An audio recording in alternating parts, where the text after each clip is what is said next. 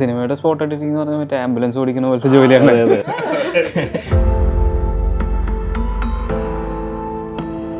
As editors നിങ്ങൾക്ക് ചില പടങ്ങൾ കണ്ടിട്ട് ഇതിൽ എഡിറ്റിംഗ് ആണ് ഈ സിനിമയുടെ നട്ടല്, ഒരു സിനിമ എപ്പോഴും എഡിറ്റിംഗ് കൊണ്ട് ഉയർന്നു നിൽക്കുന്നു എന്ന് തോന്നിയിട്ടുണ്ടോ? നമുക്ക് പടം കാണാന്ന് പറഞ്ഞാൽ ഭയങ്കര ഇഷ്ടമുള്ള ഒരു കാര്യം. തിയേറ്ററിൽ പോയി പടം കാണാം, ചിലര് തിയേറ്ററിൽ ടൈം ലൈനാ കാണാം. അല്ല, എനിക്ക് തോന്നുന്നു ഇനി നെക്സ്റ്റ് ജനറേഷന് എഡിറ്റിംഗ് പഠിപ്പിക്കേണ്ട ആവശ്യം ഉണ്ടാവില്ല. നമുക്ക് മ്യൂസിക് ചെയ്തിട്ട് കയ്യിൽ കിട്ടുകയാണെങ്കിൽ എപ്പോഴും നല്ലതായിരിക്കും. നമുക്ക് രണ്ടാമത് റീ എഡിറ്റ് ചെയ്യുമ്പോൾ, പക്ഷെ അതിനൊന്നും ഇപ്പോൾ ടൈം കിട്ടാറില്ല. നമുക്ക് ചില സീൻസ് കുറെ കൺവിൻസ് ചെയ്യേണ്ടി വരും, ഇത് കട്ട് ചെയ്ത് കളയാൻ അവരുടെ ഫേവറേറ്റ് സീൻസ് ആയിരിക്കും. എന്താ ചെയ്യുന്നത് വെച്ചാൽ നമ്മളത് ലൈക്ക് ചുമ്മാ ഒരു പ്രിവ്യൂവിന്റെ ഇടയിൽ ആ സീൻസ് അങ്ങ് കട്ട് ചെയ്തിട്ട് പ്രിവ്യൂ കൊടുക്കും. ആരും ഇത് അറിയുന്നില്ല എന്നുണ്ടെങ്കിൽ പിന്നെ അതിന്റെ ആവശ്യം ഇല്ല എന്നാണ്. അപ്പോൾ ആവശ്യമില്ലാത്ത സാധനങ്ങൾ ടോപ്പ് ചെയ്യുക. പണ്ട് നമുക്കൊരു ഇൻഫർമേഷൻ കാണണമെങ്കിൽ, ഒരു വാർത്ത കാണണമെങ്കിൽ ആ ചാനലിലുള്ള ഫുൾ പരിപാടിയും കണ്ട് ആ വാർത്തയ്ക്ക് വേണ്ടി നമ്മൾ ടൈം സ്പെൻഡ് ചെയ്യും. ഇപ്പം നമുക്ക് ആവശ്യമുള്ള എന്താണോ അത് ഒന്നിൽ സെർച്ച് ചെയ്ത് കണ്ടെത്താം. അത്രയും ഫാസ്റ്റ് ആൾക്കാർ. ഓരോ പടം നമ്മൾ എൻജോയ് ചെയ്യാൻ നോക്കണം, അല്ലാതെ എഡിറ്റിംഗ് ആയിട്ട് നോക്കാൻ തുടങ്ങിയാൽ പിന്നെ പടം എൻജോയ് ചെയ്യാൻ പറ്റില്ല.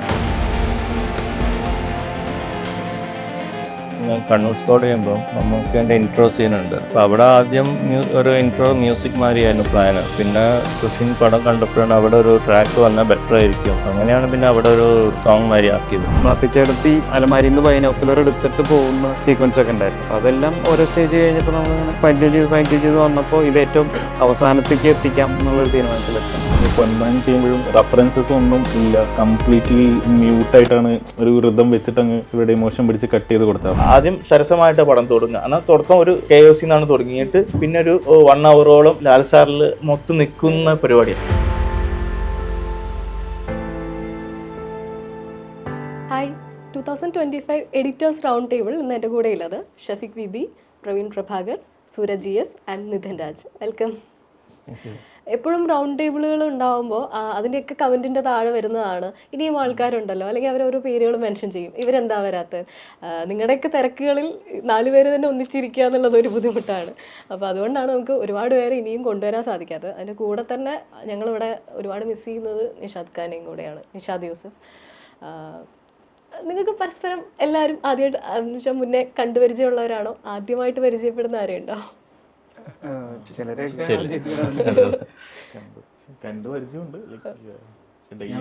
കാണുന്നില്ലല്ലോ.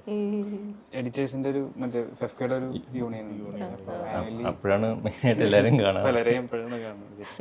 അപ്പം നമുക്ക് ഈ വർഷത്തെ സിനിമകൾ പറഞ്ഞു തുടങ്ങിയാൽ തുടരും പറയുകയാണെങ്കിൽ, തുടരുംൻ്റെ ഒരു ഇത് ഇമോഷൻ, അത്രയും സ്ട്രോങ് ആയിട്ടുള്ള ഇമോഷൻസ് ഉണ്ട്, പ്രേക്ഷകരെ പിടിച്ചിരുത്തുന്നത് ആ ഇമോഷനാണ്. അതിൻ്റെ ഒപ്പം അത് കംപ്ലീറ്റ്ലി ഒരു കൊമേഴ്ഷ്യൽ പടമാണെന്ന് നമുക്ക് പറയാനും പറ്റും. അങ്ങനെ ഒരു പടത്തിൻ്റെ ഒരു എഡിറ്റിംഗ് സ്ട്രാറ്റജി തുടക്കം തൊട്ട് എന്തായിരുന്നു? അപ്പം നിഷാദ് കൈനായപ്പോഴും നിങ്ങൾ സ്പോട്ട് ചെയ്തുകൊണ്ടിരുന്നപ്പോഴും തൊട്ട് തുടരും നമുക്ക് അൾട്ടിമേറ്റ് ഇത് തിയേറ്റർ പടമാണ്. തിയേറ്ററിലെ ആൾക്കാർ ആഘോഷിക്കണം എന്നുള്ളൊരു സംഭവമുണ്ട്. എന്നാൽ പുറത്ത് ഇതൊന്നുമല്ല, അതൊരു ഫാമിലി പടമാണ് എന്നുള്ള രീതിയിലാണ് മൊത്തത്തിൽ നമ്മുടെ പ്രൊമോഷനും കാര്യങ്ങളും പോകുന്നത്. അപ്പോൾ തരഞ്ചേട്ടനാണെങ്കിലും രഞ്ജിത് സാറാണെങ്കിലും എല്ലാവർക്കും ഭയങ്കര കോൺഫിഡൻസ് ആണ് സ്ക്രിപ്റ്റിൽ. ഇതിൽ എല്ലാ ലാൽ സാറിൻ്റെതായിട്ടുള്ള എല്ലാ തരം ഇമോഷൻസും കണക്റ്റ് ആവുന്ന ഹ്യൂമറുണ്ട്, പാട്ടുണ്ട്. ഇപ്പോൾ ഡാൻസ് ചെയ്തില്ല എന്നുള്ളത് മാത്രമേ ഉണ്ടായിരുന്നുള്ളൂ. അത് നമ്മൾ പ്രൊമോ സോങ്ങിലായിട്ട് ഒരു ചെറിയ സ്റ്റെപ്പ് പരിപാടി, നല്ല ഡാൻസ് ആയിട്ടുള്ള പരിപാടി. അപ്പോൾ ഈ പല ഇമോഷൻസ് പോകണമുണ്ട്, പെട്ടെന്ന് ജമ്പ് ചെയ്ത് പോകരുതെന്നുള്ളൊരു ആഗ്രഹം ഉണ്ടായിരുന്നു. നല്ലൊരു ഫ്ലോയിൽ തന്നെ പോകണം പടം. സ്ക്രിപ്റ്റിൻ്റെ ഒരു ഫ്ലോ എങ്ങനെയാണോ അതിൻ്റെ ഫ്ലോയിനെ ആൾക്കാർ ഒട്ടും മുഷിപ്പിക്കാത്ത രീതിയിൽ എന്നാൽ ആൾക്കാർക്ക് പെട്ടെന്ന് എന്തിപ്പോൾ സംഭവിച്ചെന്നുള്ളത് ചെറുക്കും തോന്നാതെ ആ ഫ്ലോയിൽ കൊണ്ടുപോവുക എന്നുള്ളത് മാത്രമാണ് അതിൽ കൂടുതലും ട്രൈ ചെയ്തൊരു കാര്യം. കാരണം ഇത്തിരി 2 മണിക്കൂർ 46 മിനിറ്റ് സംതിങ് ആണ് പടത്തിൻ്റെ ഫൈനൽ വന്നിട്ടുള്ളത്. അപ്പോൾ അത്രയും സമയം നമ്മളൊരു തിയേറ്ററിൽ പടം പിടിച്ചിരുത്തുമ്പോൾ ആദ്യം സരസമായിട്ട് പടം തുടങ്ങുക. എന്നാൽ തുടക്കം ഒരു KOC എന്നാണ് തുടങ്ങിയിട്ട് പിന്നെ ഒരു 1 hour ലാൽ സാറിൽ മൊത്തം നിൽക്കുന്ന പരിപാടിയാണ്. അത് കഴിഞ്ഞിട്ട് പതുക്കെ ഇമോഷണലി കയറി അങ്ങ് പോകുമ്പോൾ അത് നല്ലൊരു എക്സ്പീരിയൻസ് ആയിരുന്നു. അപ്പോൾ ആ ഫ്ലോയിനെയാണ് ഏറ്റവും കൂടുതൽ നമ്മൾ ഫോക്കസ് ചെയ്തിരുന്നത്. ഫ്ലോ ഒരിക്കലും ബ്രേക്ക് ആവരുത്, ആൾക്കാർക്ക് ഇമോഷൻ കട്ടാവുകയും ചെയ്യരുത്. ഈ ക്യാരക്ടറിന്റെ കൂടെ ഷൺമുഖന്റെ കൂടെ തന്നെ സഞ്ചരിക്കണം. കാരണം പടം നോൺ ലീനിയർ അല്ല, പക്ഷെ എന്നാൽ ആൾക്കാർക്ക് അത് ഫീൽ ചെയ്യുന്നില്ല. പൊതുവെ നമുക്ക് ചില നോൺ ലീനിയർ ഭയങ്കരമായിട്ട് ഫീൽ ചെയ്യും. നമുക്ക് ചില സിനിമകളിൽ അത് നമുക്ക് ഇഷ്ടമാണ്, നോൺ ലീനിയർ ഫീൽ ചെയ്യണത് നമുക്ക് ഭയങ്കര ഇഷ്ടമാണ്. പക്ഷെ ഇത് നോൺ ലീനിയർ ആണ് നമ്മൾ പറഞ്ഞാൽ ആൾക്കാർ അത് അങ്ങനെയായിരുന്നല്ലേ. കാരണം സമയം എടുത്ത് ഇങ്ങനെ പറയുന്നതിന്റെ ഒരു രസം ഉണ്ടായിരുന്നു ആ പടത്തിൽ. തീർച്ചയായിട്ടും. കളങ്കാവിൽ അതുപോലെ തന്നെ എല്ലാവരെയും സ്റ്റാൻലി ദാസ് ഒരു കാര്യമല്ലേ, ഒരു 2-3 മെത്തേഡിലാണ് ഇത്രയധികം സ്ത്രീകളെ കൊല്ലുന്നത്. ശരിക്കും പറയുകയാണെങ്കിൽ നമുക്ക് ഇവരെയൊക്കെ ഇങ്ങനെ കൊന്നു എന്നാണ് പറയാനുള്ളത്. അതിന് പക്ഷേ നിങ്ങൾ എന്ത് രസമായിട്ടാണ് പ്ലേസ് ചെയ്ത് ഇത്രയും 2 hours നമ്മളിരുന്ന് കാണുവാണല്ലോ. നമുക്കറിയാം അടുത്ത സ്ത്രീയും കൊല്ലും എന്ന് നമുക്കൊരു പോയിന്റ് എത്തുമ്പോൾ മനസ്സിലാവും. പക്ഷെ ആ എഡിറ്റിങ്ങിലുള്ള ശരിക്കും പ്രവീണേട്ടൻ്റെ ബ്രില്യൻസ് ആണ് കളങ്കാവലിൻ്റെ ആ ഒരു ഭംഗി കൂട്ടിയെന്ന് തന്നെ പറയാം. ഒരുപാട് പേര് അത് പറയുന്ന കാര്യമാണ്. എങ്ങനെ ആ ഒരു പ്ലാൻ ഉണ്ടായിരുന്നു, അതിലൊരു ചിന്ത വന്നിട്ടുണ്ടായിരുന്നു? ഇല്ല, അതിപ്പോൾ നമുക്ക് എന്തായാലും ഒരു പാറ്റേണാണ് ആദ്യം ചെയ്യുന്നത്. അപ്പോൾ അത് ഒരേ ഇത് നിറയെ പ്രാവശ്യം കാണിച്ചാൽ എല്ലാവർക്കും ബോറടിക്കും. അപ്പം അതുകൊണ്ട് ഓരോ ക്യാരക്ടറായിട്ട് മാറി മാറി ഇപ്പോൾ കണ്ടിന്യൂഷൻ ആയിട്ടാണല്ലോ അടുത്ത ക്യാരക്ടർ ചെയ്യുന്നത്. അടുത്ത ആളുടെ കണ്ടിന്യൂഷൻ. അതങ്ങനെ വരുമ്പോൾ ആൾക്കാർക്കും ബോറടിക്കില്ല, ഫ്രഷ്നെസ് ഉണ്ടാവും. അങ്ങനെയാണ് എന്നാൽ കഥ പറയേണ്ടടുത്ത് ധന്യ അനന്യ പോലെയുള്ള ചില ആളുകളുടെ കഥ പറയേണ്ടടുത്ത് അവരുടെ ബാക്ക്ഗ്രൗണ്ട് കൃത്യമായി പ്ലേസ് ചെയ്ത ഏരിയാസും ആണ്. സ്ക്രിപ്റ്റിലെ അങ്ങനെ ഒരു നിങ്ങളൊരു ഡിസ്കഷൻ ഉണ്ടായിരുന്നു ഇപ്പോൾ ജിഷ്ണു ചേട്ടനും ചേട്ടനുമായിട്ടൊക്കെ ഒരു ഡിസ്കഷൻ? അത് സ്ക്രിപ്റ്റിൽ അങ്ങനെ ഒരു പ്ലാൻ ഉണ്ടായിരുന്നു. അങ്ങനെ ചെയ്ത അല്ലെങ്കിൽ എല്ലാവർക്കും അറിയാമല്ലോ ഇത് സെയിം പ്രോസസ്, ഇത് അറിയുന്ന സ്റ്റോറിയാണ് ഇങ്ങനത്തെ. അപ്പോൾ അതുകൊണ്ട് ഇങ്ങനത്തെ ഒരു ഡിഫറെൻ്റ് ആയിട്ട് ചെയ്യണം അങ്ങനെ പ്ലാൻ ചെയ്തിട്ടുണ്ടായിരുന്നു. പിന്നെ അത് നോൺ ലീനിയറിലാണ് കഥ കുറേ പറയുന്നത്. അപ്പോൾ അതൊരു നമുക്ക് ആദ്യം ഇത് നോർമൽ ത്രില്ലർ സ്വഭാവമുള്ള പടമല്ലല്ലോ, അപ്പോൾ ഒരു കുറച്ച് സ്ലോ പേസാണ്. അപ്പോൾ അതൊരു കൺഫ്യൂഷൻ ഉണ്ടായിരുന്നു ആദ്യം നമ്മൾ ചെയ്യുമ്പം. ഓക്കെ, ഇപ്പോൾ നോർമലായിട്ട് ആ സ്പേസിൽ പോയ ആൾക്കാർക്ക് ബോറടിക്കുകയോ അങ്ങനത്തെ ഒരു. അപ്പോൾ നോൺ ലീനിയർ ആണെങ്കിൽ ഓക്കെ, അറ്റ്ലീസ്റ്റ് ഇൻ ബിറ്റ്വീൻ ആ വേറെ സീൻസ് വരുമ്പം അങ്ങനെ ഇപ്പോഴത്തെ ടേം ഉണ്ട് ലാഗ്, ആ സാധനം ഒഴിവാവില്ല വെച്ചിട്ടാണ് ഇപ്പോൾ നോൺ ലീനിയർ അത് പിടിച്ചത്. പിന്നെ മമ്മൂക്കേൻ്റെ പെർഫോമൻസ് അതാണല്ലോ, പെർഫോമൻസ് ഓറിയൻറ്റഡ് പടമാണ്. അപ്പോൾ അത് നമ്മൾ കോൺഫിഡൻ്റ് ആയിരുന്നു. ഇപ്പോൾ മമ്മൂക്കേൻ്റെ പെർഫോമൻസ് വൈസ് എന്തായാലും പടം ഒരു ഡിഫറെൻ്റ് ആയിട്ട് വില്ലനായിട്ട് വരികയാണ് അങ്ങനത്തെ ഒരു ചെയ്തുകൊണ്ട്. പിന്നെ അത് എഡിറ്റ് ചെയ്യുമ്പോഴും എനിക്ക് ഈ ഫസ്റ്റ് ഒരു 5 മിനിറ്റിലൊരു സീൻ വരുന്നുണ്ടല്ലോ ഈ ലോഡ്ജിലുള്ള, ആ സീൻ കാണുമ്പോൾ അത് ഫസ്റ്റ് റഷസ് കണ്ടപ്പോഴും ആ സീൻ എഡിറ്റ് ചെയ്ത് കഴിയുമ്പോഴേ ഓക്കെ മനസ്സിലായി എന്ത് റേഞ്ചിലാണ് നമുക്ക് പെർഫോം ചെയ്യാൻ പോകുന്നത്. അപ്പം അത് പിന്നെ അടുത്തത് എന്ത് ചെയ്യും അതാണല്ലോ നമുക്ക് എക്സൈറ്റ്മെന്റ്. അടുത്തത് എന്ത് ചെയ്യും. അതിലാ മറ്റേ വണ്ടിയിൽ ചാരി നിർത്തിയിട്ട് ഒരാളെ കൊല്ലുന്ന സമയത്ത് സിഗരറ്റ് അതെല്ലാം നമുക്ക് സ്വന്തമായിട്ട് പ്ലാൻ ചെയ്ത് ഭയങ്കര ഫീലായിരുന്നു. പിന്നെ ഇന്റർവെല്ലില് പുക വിട്ടിട്ട് സാർ എൻട്രി ചെയ്യുന്നത് അതെല്ലാം നമുക്ക് എൻ്റെ കയ്യിലിട്ട സാധനങ്ങളാണ്. പിന്നെ അതില് ഒരു സീനിൽ ഞാനും ആക്ട് ചെയ്തിട്ടുണ്ട്. അപ്പം എല്ലാവരും അത് പടം കണ്ടു കഴിഞ്ഞപ്പോൾ കുറേ പേരെ വിളിച്ചിരുന്നു, നീ കാരണമാണല്ലോ എല്ലാവരും എത്ര പേരെ കൊന്നത്.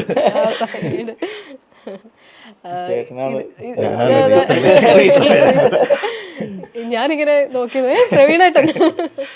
ലീനിയറാ പടക്കളം വേണേ അല്ലേ? ഉണ്ട്, കുറച്ചുണ്ട് പടക്കളം. അതെ അതിലും അറ്റൻഷൻ സ്പാൻ ഇതുകൊണ്ട് നമുക്കിപ്പോൾ എല്ലാവരും എഡിറ്റ് ചെയ്യുമ്പോൾ ആ ഡ്യൂറേഷൻ ഇഷ്യൂ എപ്പോഴും ഉണ്ട്. എല്ലാവരും പറയുന്നത് 2 മണിക്കൂർ അതിൻ്റെ ഉള്ളിൽ പടം വേണം, അതിലാണ് എല്ലാവരും സ്റ്റാർട്ട് ചെയ്യുന്നത്.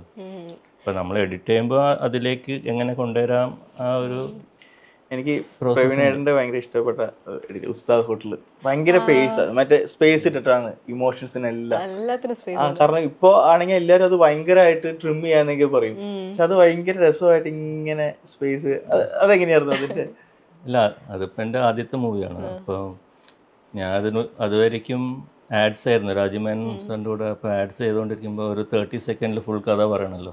അപ്പോൾ ഫസ്റ്റ് ഉസ്താദ് ഹോട്ടൽ ചെയ്യാൻ തുടങ്ങിയപ്പോൾ കുറേ സ്പേസ് ഉണ്ട്, ഇതെങ്ങനെ മറ്റൊരു 30 സെക്കൻഡിൽ ഒരു മിനിറ്റിലൊരു കഥ പറയുന്നു, ഇത്ര സ്പേസ് കിട്ടിയപ്പോൾ അത് എനിക്ക് ഭയങ്കര എക്സൈറ്റ്മെൻ്റ് ആയിരുന്നു. പിന്നെ അൻവർക്ക് ആണെങ്കിൽ പിന്നെ ഒരു നല്ല ഫ്രീഡം തന്നിട്ടുണ്ടായിരുന്നു. ഫസ്റ്റ് പടമാണ്, അതുകൊണ്ട് അങ്ങനത്തെ ഒന്നും ഉണ്ടായിരുന്നില്ല. നല്ല ഫ്രീഡം തന്നുകൊണ്ട് എനിക്കും ചെയ്യാൻ ടൈം കിട്ടി, എല്ലാം ചെയ്ത്. പിന്നെ ഗോപി സുന്ദർ മ്യൂസിക്. അപ്പോൾ സ്പേസ് ഇട്ടത് അത് സ്പേസ് കൊടുത്ത് അവിടെ മ്യൂസിക് വരാൻ വേണ്ടിയിട്ട് നമ്മൾ അതുകൊണ്ടാണ് ഇത്ര സ്പേസ് കൊടുത്ത് റെഫറൻസും അത് വെച്ചിട്ട് ചെയ്തപ്പം. പിന്നെ അതൊരു ഫസ്റ്റ് പടം. എനിക്ക് കോഴിക്കോടാണ് ഞാൻ ജനിച്ചു വളർന്നത്. അപ്പം അവിടെ തന്നെ നടന്നൊരു കഥ, അവിടുത്തെ ഫുഡും അതും എല്ലാം ചെയ്യാൻ പറ്റിയ ആ ഇമോഷനും ഭയങ്കര സ്വീറ്റാണ് ആ പടം. അത് ഇങ്ങനത്തെ ടീമിൻ്റെ കൂടെ വർക്ക് ചെയ്യാൻ അൻവർ റഷീദ്, അഞ്ജലി മേനോൻ അവരുടെ കൂടെയൊക്കെ ഫസ്റ്റ് പടം അതുപോലൊക്കെ തന്നെയായിരുന്നു. ഇങ്ങനെ ദുൽഖറിനെ വെച്ച് ഏറ്റവും കൂടുതൽ പടം എടുത്തിട്ടുള്ള ചേട്ടൻ. അതാ ഞാൻ ദുൽഖറിന് മെസ്സേജ് അയക്കാറുണ്ട്. ഞാനും ദുൽഖർ ഒരേ ടൈമിലാണ് സ്റ്റാർട്ട് ചെയ്തത്. 2012 എൻ്റെ സ്റ്റാർട്ട് ചെയ്ത കരിയർ. ബാംഗ്ലൂർ ഡേയ്സ് ആയിരുന്നു എന്തൊക്കെ. എക്കോ ഇതുപോലെ തന്നെ ഞാൻ ബാഹുലേട്ടനോട് ഇവിടെ ഇരുന്ന് തന്നെയാണ് സംസാരിച്ചത് അന്ന് ഇന്റർവ്യൂ. അപ്പോൾ പറഞ്ഞിട്ടുണ്ടായിരുന്നു ഡോക്സ് നന്നായി അഭിനയിച്ചു എന്നെല്ലാവരും പറയുന്നുണ്ട്. അതിൻ്റെ ക്രെഡിറ്റ് സൂരജ് കൂടെ ഉള്ളതാണ്. കാരണം കറക്റ്റ് പിക്ക് ചെയ്ത് അവരുടെ റിയാക്ഷൻസ് പ്ലേസ് ചെയ്യുക എന്നുള്ളതല്ല അത്ര ഇമ്പോർട്ടൻ്റ് ആയിരുന്നു എന്നുള്ളത്. എക്കോയുടെ ഒരു ജേണിയോ? എക്കോയുടെ ശരിക്കും കിഷ്കിന്ധാകാന്ഡത്തിന് നല്ല ടെൻഷൻ ഉണ്ടായിരുന്നു. അതായത് ഇത് ആൾക്കാരെ എങ്ങനെ കാണും എന്നുള്ളൊരു മീൻസ് ഇത് സ്ഥിരം കാണുന്ന പോലത്തെ ഒരു സിനിമയല്ല.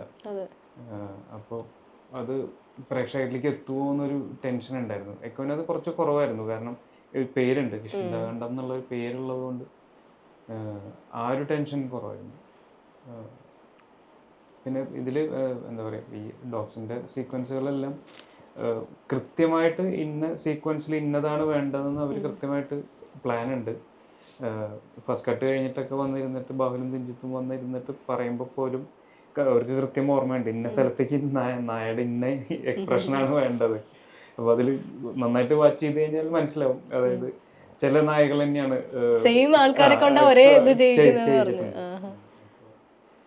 അത് ഒരു ആ ഒരു ഡിസൈൻ കുറച്ച് സമയമെടുത്ത് ചെയ്തിട്ടുള്ളതാണ്. മലേഷ്യൻ സീക്വൻസിലൊക്കെ ഉള്ളത് ഒരേ ക്ലോസപ്പുകൾ തന്നെ, കണ്ടിന്യൂസ് ക്ലോസപ്പുകളൊക്കെ ഇങ്ങനെ വന്നുകൊണ്ടിരിക്കുന്നുണ്ട്. അതെല്ലാം ഈ പറഞ്ഞ പോലെ എന്താ പറയുക, ഒരു മ്യൂസിക് ഡിസൈനും സൗണ്ട് ഡിസൈനും മനസ്സിൽ വെച്ചിട്ട് തന്നെ പ്ലാൻ ചെയ്തിട്ടുള്ളതാണ്. കിഷ്കിന്ധയില് ക്ലൈമാക്സിലെ മോണ്ടാഷ് ഉണ്ടല്ലോ, വിജയരാഘവൻ സാറിന്റെ ഒരു മോണ്ടാഷ് പീക്കാണ്. ഇതുപോലെ തന്നെ എക്കോയിലുള്ള ആളുടെ ലൈഫിന്റെ ഒരു പരിപാടിയാണ് അത്. ആൾ സ്ഥിരം പോയിക്കൊണ്ടിരിക്കുന്ന ഒരു റുട്ടീനാണ് അത്. അപ്പൊ അതും നമ്മൾ ഈ പറയുന്ന നമ്മളുടെ സ്റ്റൈലിലും അത് അപ്രോച്ചിൽ നമ്മൾ കൊണ്ടുവന്നിട്ടുണ്ട്. ഈ ലൂപ്പ് പരിപാടി ഒരേ കാര്യങ്ങൾ തന്നെ വീണ്ടും വീണ്ടും വീണ്ടും കാണിക്കും. അത് ഭയങ്കര എഫക്റ്റ് ആയിരുന്നു. ഭയങ്കര തീ കൂട്ടിയിട്ട് കത്തിക്കുന്ന പരിപാടിയിലേക്ക് ഒരു ചാർജ് ഷോട്ടും ആൾക്കാരിങ്ങനെ അവസാനം ഇങ്ങനെ ഇരിക്കുവല്ലായിരുന്നു. എക്കോലും സംഭവിച്ചു. അതുപോലെ തന്നെ ഇതിലെ മാത്തിച്ചേട്ടിയുടെ ഒരു വഴി ഷോട്ട് ഉണ്ടല്ലോ, ഒരു ബൈനോക്കുലർ ഞാൻ അതിലേക്ക് വന്നു. ഈ ക്ലൈമാക്സ് എങ്ങനെയായിരുന്നു ആലോചിച്ചത്? നരേൻ ചേട്ടൻ ഈ നരേഷൻ പറഞ്ഞിട്ട് നമ്മൾക്ക് ആ ഉത്തരം നമ്മളെ ചിന്തിപ്പിക്കുകയാണ്, അല്ലെങ്കിലോ എന്ന് ചോദിക്കുകയാണ്. അത് അതിലും ശരിക്കും എഡിറ്റില് കുറച്ച് മാറ്റങ്ങളൊക്കെ വരുത്തിയിട്ടുണ്ടായിരുന്നു. അതായത് ഇത് എവിടെ റിവീൽ ചെയ്യണം, അതെല്ലാം സ്ക്രിപ്റ്റിൽ ലീനിയർ സീൻസ് ആയിരുന്നു.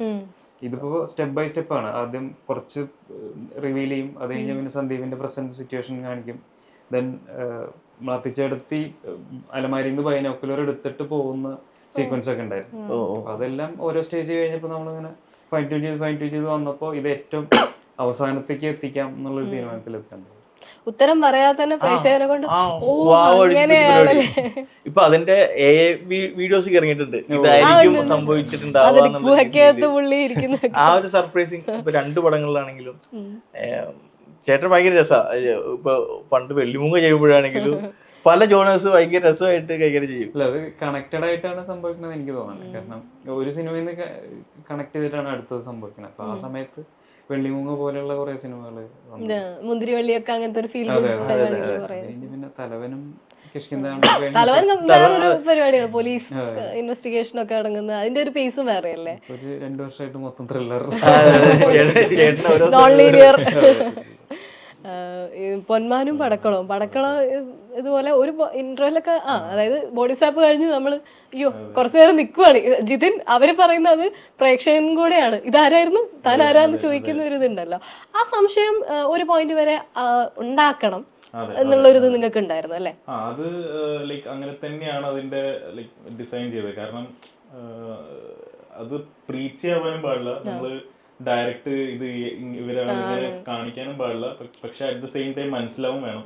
അപ്പൊ അതിന്റെ ഒരു ബാലൻസ് ഉണ്ടല്ലോ. അപ്പൊ എനിക്ക് തോന്നുന്നു 1-2 സാധനങ്ങൾ നമ്മൾ അങ്ങോട്ടും ഇങ്ങോട്ടൊക്കെ ഒന്ന് ഷഫിൾ ചെയ്തിട്ടുണ്ട്. ചില കൺഫ്യൂഷൻ ആവണ്ടെന്ന് വെച്ചിട്ട് ഒന്ന് ഷഫിൾ ചെയ്തിട്ട് അത് ഗ്രാജുവലി ഇപ്പൊ ഇന്റർവെൽ ഓപ്പൺ ചെയ്ത ഉടനെ ശരിക്കും പറഞ്ഞാൽ ഒരു വേറൊരു സീനായിരുന്നു. ലൈക്ക് സീൻ ഉണ്ട്, പക്ഷെ അത് ലൈക്ക് പെട്ടെന്ന് കൺഫ്യൂസ് ചെയ്യിക്കണ്ടെന്ന് വിചാരിച്ചിട്ട് അങ്ങനെ വന്ന് കയറി. അപ്പൊ ആ ഒരു ഗ്രാജുവൽ ഇത് നമ്മൾ പ്ലാൻ ചെയ്തിട്ടുണ്ടായിരുന്നു.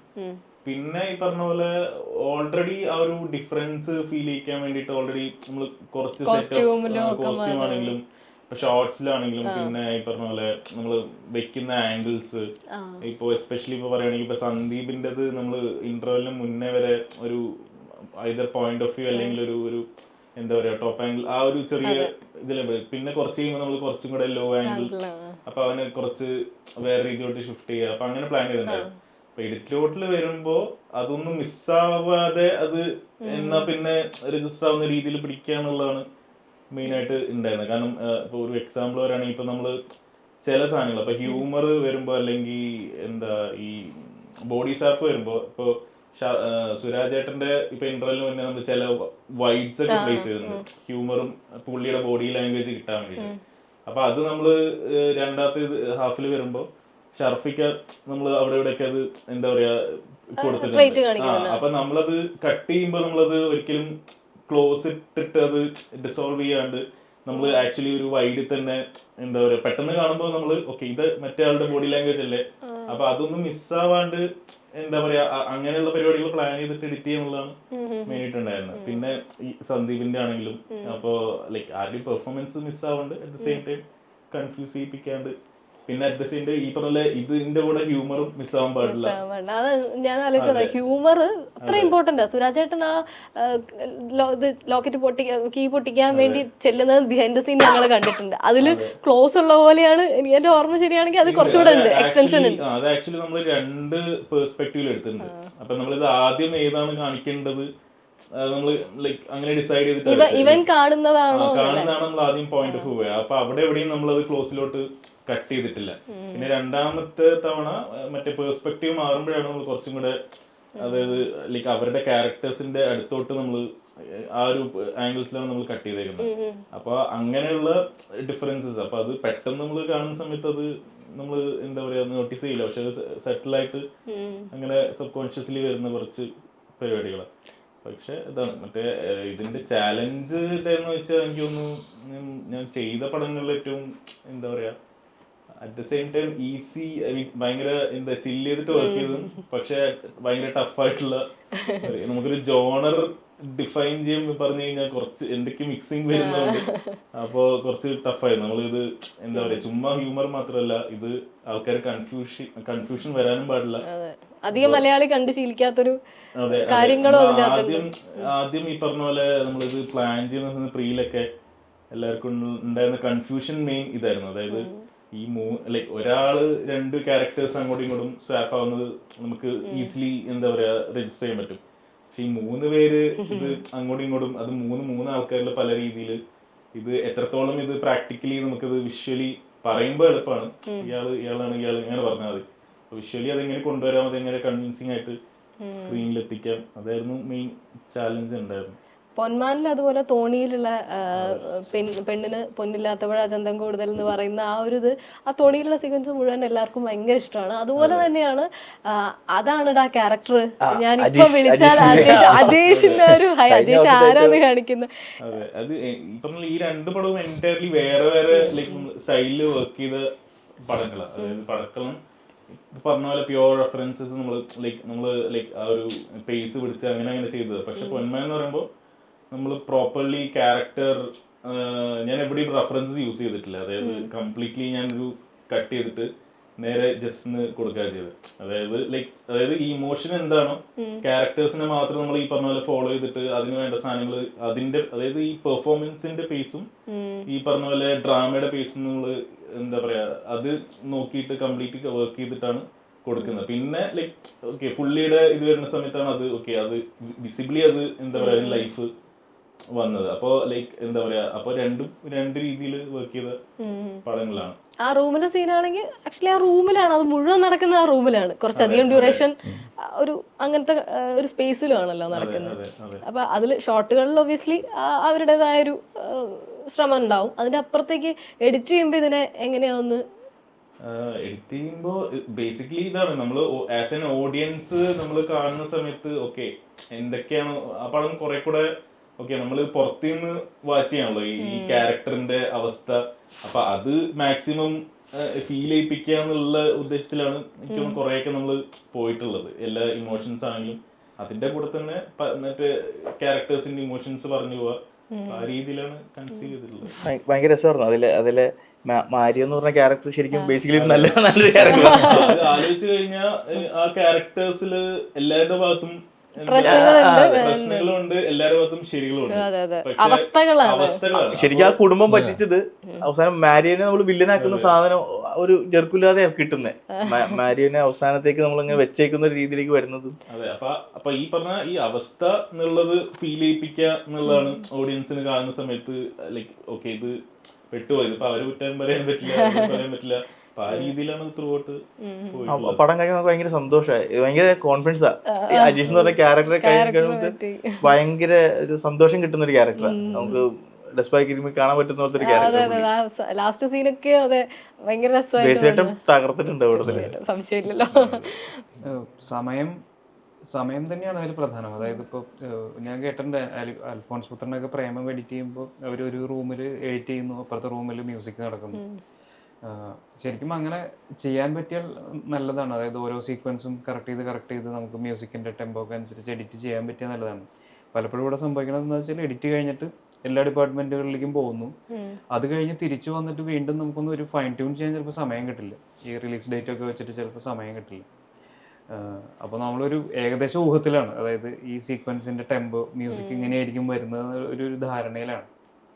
അപ്പോൾ ഇപ്പോൾ എന്താ പറയുക, ചില മ്യൂസിക് ഡയറക്ടേഴ്സ് ചെയ്യുമ്പോൾ നമുക്ക് ഭയങ്കര സാറ്റിസ്ഫൈഡ് ആവും. സീൻ നമ്മൾ പ്രതീക്ഷിച്ചതിനേക്കാളൊക്കെ ഒരുപാട് എലിവേറ്റ് ആവും. അപ്പോൾ ഈ കമ്മ്യൂണിക്കേഷൻ നല്ലതാണ് എപ്പോഴും. എന്താ പറയുക, ബാക്കിയുള്ള ഡിപ്പാർട്ട്മെന്റായിട്ട് കമ്മ്യൂണിക്കേഷൻ നല്ലതാണ്. അതുപോലെ എഡിറ്റിൽ എന്തെങ്കിലും ഇപ്പോൾ ഫൈനൽ ആയതിനു ശേഷം എഡിറ്റിൽ ട്രിം വരുമ്പോൾ, ഇപ്പൊ എഡിറ്റിൽ ട്രിം ചെയ്യുന്ന പോലെ അത്ര ഈസി അല്ല ബാക്കിയുള്ള ഡിപ്പാർട്ട്മെന്റ്. ഇപ്പോൾ സൗണ്ട് എഫക്ട്സ് ആണെങ്കിലും സൗണ്ട് മിക്സിലൊക്കെ ഒരു ഫിനിഷ് ചെയ്ത് വെച്ചിരിക്കുന്ന സ്റ്റേജിൽ പടത്തിൽ എന്തെങ്കിലും വ്യത്യാസം വരുമ്പോൾ അത് അവരെ സംബന്ധിച്ചത് ഭയങ്കര സൗണ്ട് മിക്സ് എന്നൊക്കെ പറയുമ്പോൾ മ്യൂസിക്കിന് മാത്രം ഉണ്ടാവും. അപ്പോൾ അത് പിന്നെ ഭയങ്കര ബുദ്ധിമുട്ടാണ്. അപ്പൊ മാക്സിമം എഡിറ്റ് ആദ്യം ലോക്കാക്കാൻ നോക്കുക എന്നുള്ളതാണ്. അതുമാതിരി മ്യൂസിക് കട്ട് ചെയ്യാനും റിതം ഉണ്ടല്ലോ, അതിൽ ആ ടെമ്പോയിൽ കട്ട് ചെയ്യണം. അല്ലാതെ വെറുതെ അങ്ങനെ പോയിട്ട് നമ്മളെ വീഡിയോ കട്ട് ചെയ്യുന്ന മാതിരി കട്ട് ചെയ്യാൻ പറ്റില്ല. അപ്പം അതുകൊണ്ട് നമ്മളെപ്പോഴും മ്യൂസിക്കിന് ഭയങ്കര ഇമ്പോർട്ടൻസ് കൊടുത്തിട്ട് തന്നെ എഡിറ്റ് ചെയ്യുമ്പോൾ ഒരു ആ റിതം നോക്കിയിട്ട് തന്നെ ചെയ്യണം. നമ്മൾ കട്ട് ചെയ്യുമ്പോഴും അത് ചെയ്യുന്നത് എപ്പോഴും ബെറ്റർ. പിന്നെ ചില പറഞ്ഞ മാതിരി മ്യൂസിക് ഡയറക്ടേഴ്സ് ഗോപി സുന്ദർ നൗസ്റ്റാദ് ഔട്ടിലൊക്കെ ചെയ്യുമ്പോൾ നമ്മളിപ്പോൾ ചെയ്ത് എഡിറ്റ് കഴിഞ്ഞാൽ പിന്നെ കറക്റ്റ് മോണ്ടേജൊക്കെ ആ ബീറ്റിൽ തന്നെയായിരിക്കും കറക്റ്റ് തരിക. അതുകൊണ്ട് കറക്റ്റായിട്ട് ചെയ്യാനും പറ്റും. മറ്റേത് പിന്നെ നമുക്ക് മ്യൂസിക് ചെയ്തിട്ട് കയ്യിൽ കിട്ടുകയാണെങ്കിൽ എപ്പോഴും നല്ലതായിരിക്കും. നമുക്ക് രണ്ടാമത് റീ എഡിറ്റ് ചെയ്യുമ്പം. പക്ഷെ അതിനൊന്നും ഇപ്പോൾ ടൈം കിട്ടാറില്ല. മെയിനായിട്ട് വെച്ചാൽ അത് കിട്ടിയാൽ എപ്പോഴും ബെറ്റർ ചെയ്യാൻ പറ്റും സീൻസും എല്ലാം. ഇപ്പൊ പൊന്മാൻ ചെയ്യുമ്പോഴും ഈ പറഞ്ഞ പോലെ ഞാൻ നേരത്തെ പറഞ്ഞ പോലെ റെഫറൻസസ് ഒന്നും ഇല്ല, കംപ്ലീറ്റ്ലി മ്യൂട്ടായിട്ടാണ് ഒരു ഋതം വെച്ചിട്ട് അങ്ങ് ഇവിടെ ഇമോഷൻ പിടിച്ച് കട്ട് ചെയ്ത് കൊടുത്തത്. അപ്പോൾ നമുക്ക് ആ ഒരു കമ്മ്യൂണിക്കേഷൻ ഉണ്ടെങ്കിൽ എനിക്ക് തിരിച്ച് മ്യൂസിക് വരുമ്പോൾ നമ്മൾ ഒന്നും പറഞ്ഞിട്ടില്ല. ഇപ്പോൾ ജസ്റ്റ് ചെയ്തപ്പോൾ തിരിച്ച് നമ്മൾ മൈൻഡിൽ കണ്ട ക്യൂസ് അല്ലെങ്കിൽ എഡിറ്റിൻ്റെ അത് പുള്ളി നമുക്ക് കമ്മ്യൂണിക്കേഷൻ കറക്റ്റായിട്ട് പുള്ളി ചെയ്യുകയും ചെയ്തു. പിന്നെ പുള്ളീൻ്റെ അഡീഷൻസ് അതിൻ്റെ മുകളിൽ നമ്മൾ കാണാത്ത പലതും വരും. അപ്പം അങ്ങനെ ഒരു പ്രോപ്പർ നമ്മളൊരു കമ്മ്യൂണിക്കേഷൻ ഉണ്ടെങ്കിൽ കുറച്ചുകൂടി എളുപ്പം. അതല്ലാണ്ട് ഞാൻ മെജോറിറ്റി ഇപ്പോൾ വർക്ക് ചെയ്തതിൽ ഈ പറഞ്ഞ പോലെ മ്യൂസിക് പാരലലി ചെയ്ത് വന്ന് അങ്ങനെ വർക്ക് ചെയ്യാനാണ് മാക്സിമം. ഈ പറഞ്ഞ പോലെ ടൈം ഉണ്ടെങ്കിൽ മാക്സിമം അങ്ങനെ വർക്ക് ചെയ്യാൻ ശ്രമിച്ചിട്ടുണ്ട്. ഇപ്പോൾ പടക്കളൊക്കെ ആണെങ്കിൽ നമ്മൾ കംപ്ലീറ്റ്ലി ആ ഒരു മ്യൂസിക് ബേസ് ചെയ്തിട്ട് തന്നെയാണ് നമ്മൾ വർക്ക് ചെയ്തത്. ഇപ്പോൾ ഫൈനല് നമ്മൾ രാജേഷിൻ്റെ അവിടെ പോയിട്ട് നമ്മൾ ഒരുമിച്ച് അങ്ങ് ലോക്ക് ചെയ്ത് അങ്ങനെ. അപ്പം അതിൻ്റെ ഒരു ഡിഫറൻസ് ഉണ്ട്. എന്നിട്ട് ഈ പറഞ്ഞ പോലെ പിന്നെ ലേറ്റർ സ്റ്റേജിൽ പൊളിക്കാന്ന് ഈ പറഞ്ഞ പോലെ എല്ലാവർക്കും ബുദ്ധിമുട്ടാണ്. അപ്പം പാരലലി അതങ്ങ് ലോക്ക് ചെയ്ത് പോവാന്നുള്ളതാണ്. നമുക്ക് ഇപ്പോൾ ജേക്ക് സേട്ടൻ തുടരുകയാണെങ്കിലും എഡിറ്റ് കൊടുത്തിട്ട് മ്യൂസിക്കിന് വേണ്ടിയിട്ട് കർശനം വന്നിട്ടില്ല. കാരണം നമ്മൾ വെച്ച ഫ്രെയിമിൽ ബീറ്റ് അനുസരിച്ചിട്ട് തകർത്ത് തന്നിട്ടുണ്ട്. അതുപോലെ തന്നെ ഇപ്പം നമ്മൾ പാരലി മ്യൂസിക് വെച്ചിട്ട് തന്നെ നമുക്ക് എഡിറ്റ് ചെയ്യണതും നല്ല രസമുള്ള എക്സ്പീരിയൻസാണ്. ഇവിടെ നമ്മൾ എഡിറ്റിൽ അവർ മ്യൂസിക് ചെയ്യുമ്പോൾ നമുക്ക് സർപ്രൈസ് ആവും. ഇതിപ്പോൾ നമ്മൾ വിചാരിക്കുന്നതിൻ്റെ മുകളിൽ തരാൻ പറ്റുന്ന ഒരു സാധനം തരുന്ന സംഭവം ഭയങ്കര രസമുള്ള ഒരു പരിപാടി. അതിൽ ജയ്സേട്ടൻ തുടരുകയാണ് എനിക്ക് അത് എക്സ്പീരിയൻസ് കിട്ടിയത്. തിരിച്ച് മ്യൂസിക് വെച്ച് എഡിറ്റ് ചെയ്യുന്നതിൽ കുറച്ച് അതും ഭയങ്കര അത് നമുക്ക് ഫീൽ കിട്ടും. ഇത് നമുക്ക് സർപ്രൈസാ. ഈ സൗണ്ട് ഡിസൈൻ ആണെങ്കിൽ നമ്മൾ വെച്ചതിന്റെ മുകളിൽ ഇവര് വർക്ക് ചെയ്ത് കാണുമ്പോൾ ഉണ്ടാവുന്ന ഒരു നമ്മളെ എക്സൈറ്റഡ് ആവുന്ന ഒരു ഏരിയ. പക്ഷെ ഇതിനപ്പോ വീണ്ടും ഒരു തേർഡ് പ്രോസസ്സ് ഉണ്ടാവോ? അതായത് മ്യൂസിക് തന്ന് നമ്മൾ എഡിറ്റ് ചെയ്ത് കഴിഞ്ഞാൽ പിന്നെ തിരിച്ച് വീണ്ടും ഒരു ടച്ച് ചെയ്യേണ്ട വരില്ലേ? അതിപ്പോ ഓൾറെഡി പാട്ടുകൾ നമുക്ക് ഓൾറെഡി അവർ ചെയ്ത് കഴിഞ്ഞ് തരുമ്പോൾ സ്കോറുകൾ മേ ബി ചില സീക്വൻസുകൾ കിട്ടുമായിരിക്കും. അത് വെച്ചിട്ട് ചെയ്യുമ്പോൾ അവരുടെ മ്യൂസിക് കിട്ടിയിട്ടാണെങ്കിൽ കുറച്ചുകൂടി ക്ലാരിറ്റി ഉണ്ടാവും.